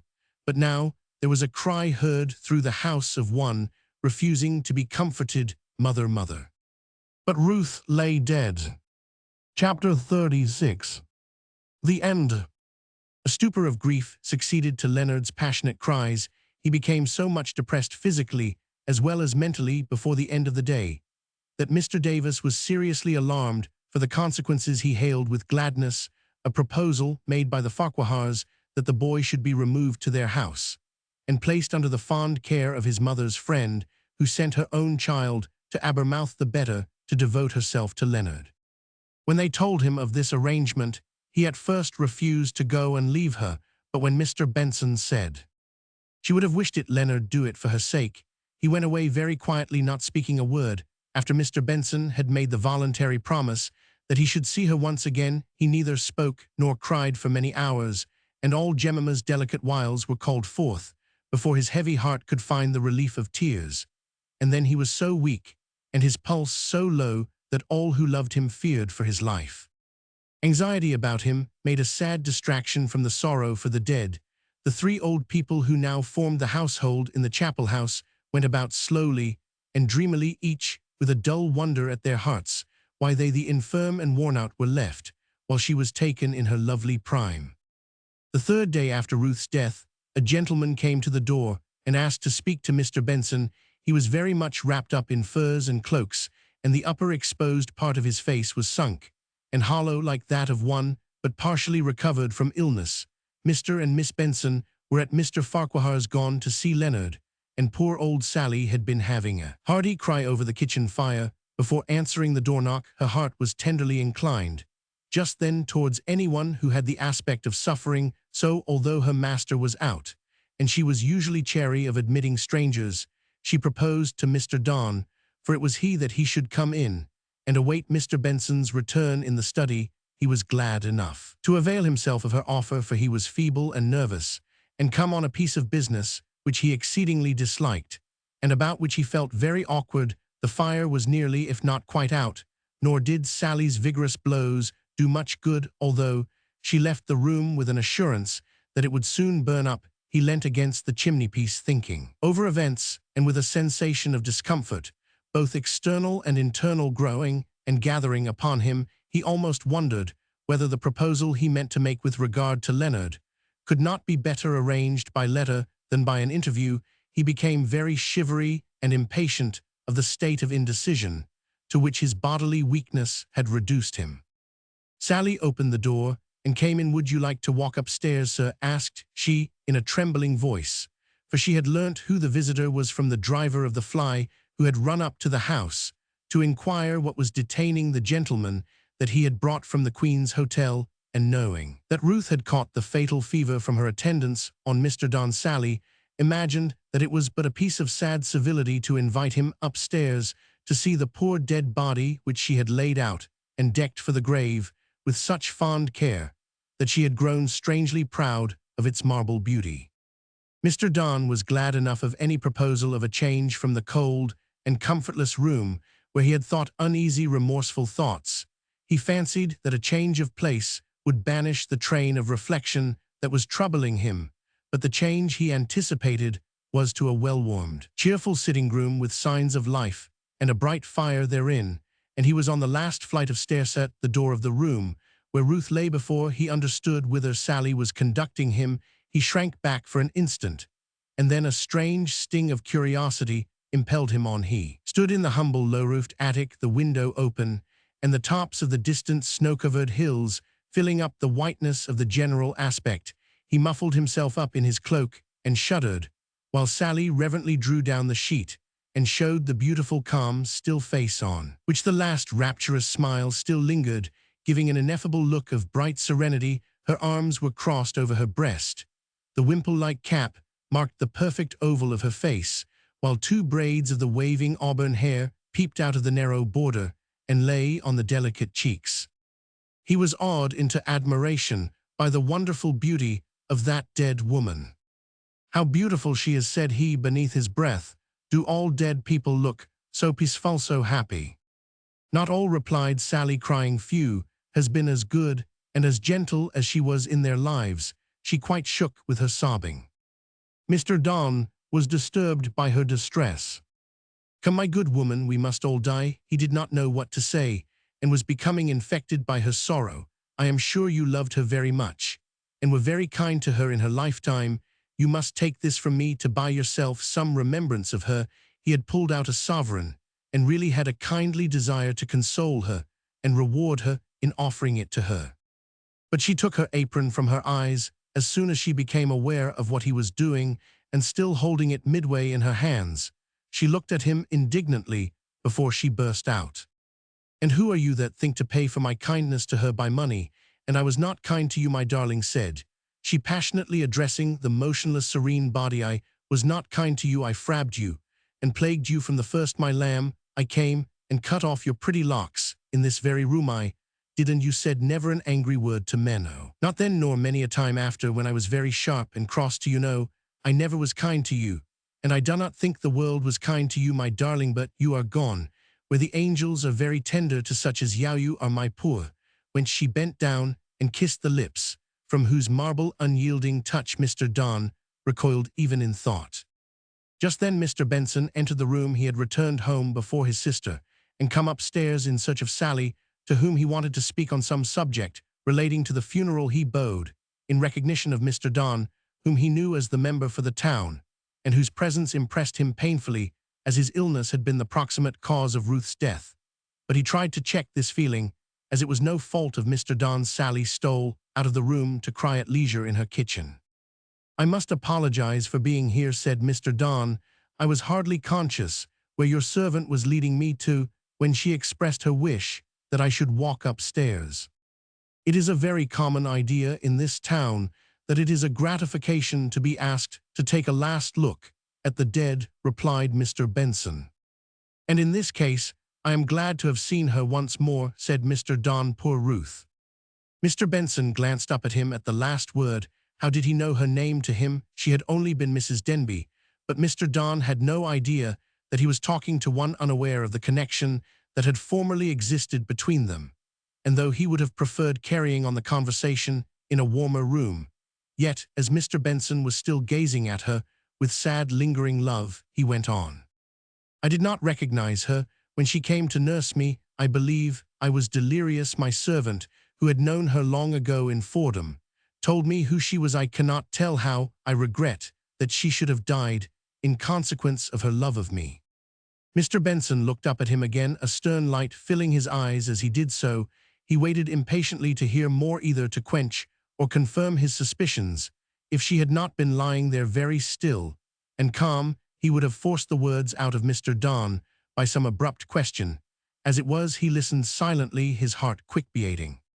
I know that money is but a poor compensation, is no remedy for this event or for my youthful folly. Mr. Benson set his teeth hard together to keep in words little short of a curse. Indeed, I offered her money to almost any amount before. Do me justice, sir. Catching the gleam of indignation on Mr. Benson's face, I offered to marry her and provide for the boy as if he had been legitimate. It's of no use recurring to that time, said he, his voice faltering. What is done cannot be undone, but I came now to say that I should be glad to leave the boy still under your charge, and that every expense you think it right to incur in his education, I will defray, and place a sum of money in trust for him, say £2,000, sir. More fix what you will. Of course, if you decline retaining him, I must find someone else, but the provision for him shall be the same for my poor Ruth's sake. Mr. Benson did not speak. He could not, till he had gathered some peace from looking at the ineffable repose of the dead. Then before he answered, he covered up her face, and in his voice there was the stillness of ice. Leonard is not unprovided for those that honored his mother will take care of him. He shall never touch a penny of your money. Every offer of service you have made I reject in his name and in her presence, said he, bending towards the dead. Men may call such actions as yours youthful follies. There is another name for them with God. Sir, I will follow you downstairs. All the way down, Mr. Benson heard Mr. Don's voice urging and entreating, but the words he could not recognize for the thoughts that filled his brain, rapid putting together of events that was going on there. And when Mr. Don turned at the door to speak again and repeat his offers of service to Leonard, Mr. Benson made answer without well knowing whether the answer fitted the question or not. I thank God you have no right, legal or otherwise, over the child, and for her sake I will spare him the shame of ever hearing your name as his father. He shut the door in Mr. Don's face. An ill-bred, puritanical old fellow, he may have the boy. I am sure, for aught I care, I have done my duty, and will get out of this abominable place as soon as I can. I wish my last remembrance of my beautiful Ruth was not mixed up with all these people. Mr. Benson was bitterly oppressed with this interview. It disturbed the peace with which he was beginning to contemplate events. His anger ruffled him, although such anger had been just and such indignation well deserved, and both had been unconsciously present in his heart for years against the unknown seducer whom he met face to face by the deathbed of Ruth. It gave him a shock which he did not recover from for many days. He was nervously afraid lest Mr. Don should appear at the funeral, and not all the reasons he alleged to himself against this apprehension put it utterly away from him.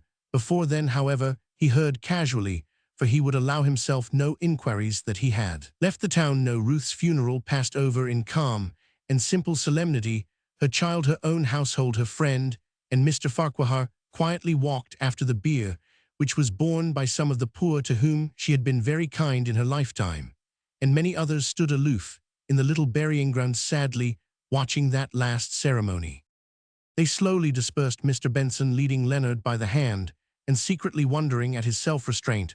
Almost as soon as they had let themselves into the chapel house, a messenger brought a note from Mrs. Bradshaw with a pot of quince marmalade, which she said to Miss Benson she thought that Leonard might fancy, and if he did they were to be sure and let her know, as she had plenty more.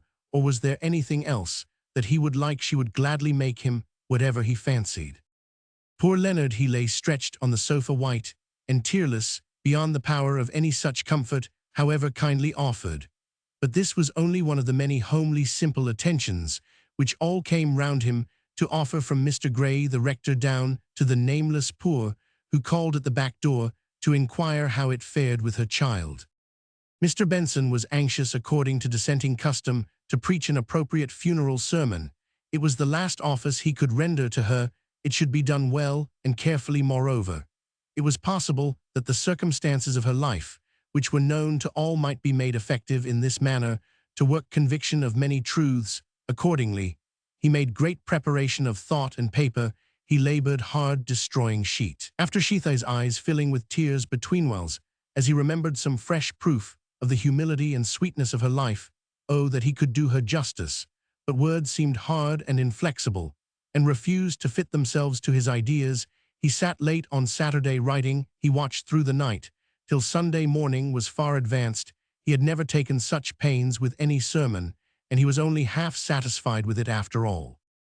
Mrs. Farquhar had comforted the bitterness of Sally's grief by giving her very handsome mourning. At any rate, she felt oddly proud and exulting when she thought of her new black gown, but when she remembered why she wore it, she scolded herself pretty sharply for her satisfaction, and took to crying afresh with redoubled vigor. She spent the Sunday morning in alternately smoothing down her skirts and adjusting her broad-hemmed collar, or bemoaning the occasion with tearful earnestness. But the sorrow overcame the little quaint vanity of her heart as she saw troop after troop of humbler dressed mourners pass by into the old chapel. They were very poor, but each had mounted some rusty piece of crape or some faded black ribbon. The old came halting, and sloth mothers carried their quiet, awestruck babes. And not only these were there, but others equally unaccustomed to nonconformist worship. Mr. Davis, for instance, to whom Sally acted as chaperone, for he sat in the minister's pew as a stranger, and as she afterwards said, she had a fellow feeling with him, being a churchwoman herself, and dissenters had such awkward ways. However, she had been there before, so she could set him to rights about their fashions. From the pulpit, Mr. Benson saw one and old Wellfield Bradshaw Puel in deep mourning. Mr. Bradshaw conspicuously, so he would have attended the funeral gladly if they would have asked him. Farquhars, many strangers, still more numerous, Puron or two wild-looking outcasts who stood afar off, but wept silently and continually. Mr. Benson's heart grew very full. His voice trembled as he read and prayed, but he steadied it as he opened his sermon, his great last effort in her unearthly labor, that he had prayed God to bless to the hearts of many. For an instant the old man looked on all the upturned faces, listening with wet eyes to hear what he could say, to interpret that which was in their hearts, dumb and unshaped of God's doings as shown in her life. He looked, and as he gazed a mist came before him, and he could not see his sermon nor his hearers, but only Ruth, as she had been stricken low and crouching from sight in the upland field by land, who like a woeful hunted creature. And now her life was over, her struggle ended, sermon and all was forgotten. He sat down and hid his face in his hands for a minute or so. Then he arose pale and serene. He put the sermon away and opened the Bible and read the 7th chapter of Revelations, beginning at the 9th verse. Before it was finished, most of his hearers were in tears. It came home to them as more appropriate than any sermon could have been. Even Sally, though full of anxiety, as to what her fellow churchmen would think of such proceedings, let the sobs come freely as she heard the words. And he said to me, These are they which came out of great tribulation, and have washed their robes, and made them white in the blood of the Lamb. Therefore are they before the throne of God, and serve him day and night in his temple, and he that sitteth on the throne shall dwell among them. They shall hunger no more, neither thirst any more, neither shall the sun light on them, nor any heat. For the Lamb which is in the midst of the throne shall feed them, and shall lead them unto living fountains of waters, and God shall wipe away all tears from their eyes. He preaches sermons sometimes, said Sally, nudging Mr. Davis. As they rose from their knees at last, I make no doubt, there was as grand a sermon in yon paper book as ever we hear in church. I've heard him pray uncommon fine, quite beyond any but learned folk. Mr. Bradshaw had been anxious to do something to testify his respect for the woman who, if all had entertained his opinions, would have been driven into hopeless sin. Accordingly, he ordered the first stonemason of the town to meet him in the chapelyard on Monday morning, to take measurement and receive directions for a tombstone. They threaded their way among the grassy heaps to where Ruth was buried in the south corner, beneath the great wych elm. When they got there, Leonard raised himself up from the Newstead turf. His face was swollen with weeping, but when he saw Mr. Bradshaw, he calmed himself and checked his sobs, and as an explanation of being where he was when thus surprised, he could find nothing to say but the simple words, "My mother is dead, sir." His eyes sought those of Mr. Bradshaw with a wild look of agony, as if to find comfort for that great loss in human sympathy, and at the first word, the first touch of Mr. Bradshaw's hand on his shoulder, burst out afresh. "Come, come, my boy, Mr. Francis, I will see you about this tomorrow. I will call at your house. Let me take you home, my poor fellow. Come, my lad, come." The first time for years that he had entered Mr. Benson's house, he came leading and comforting her son, and for a moment he could not speak to his old friend for the sympathy which choked up his voice and filled his eyes with tears.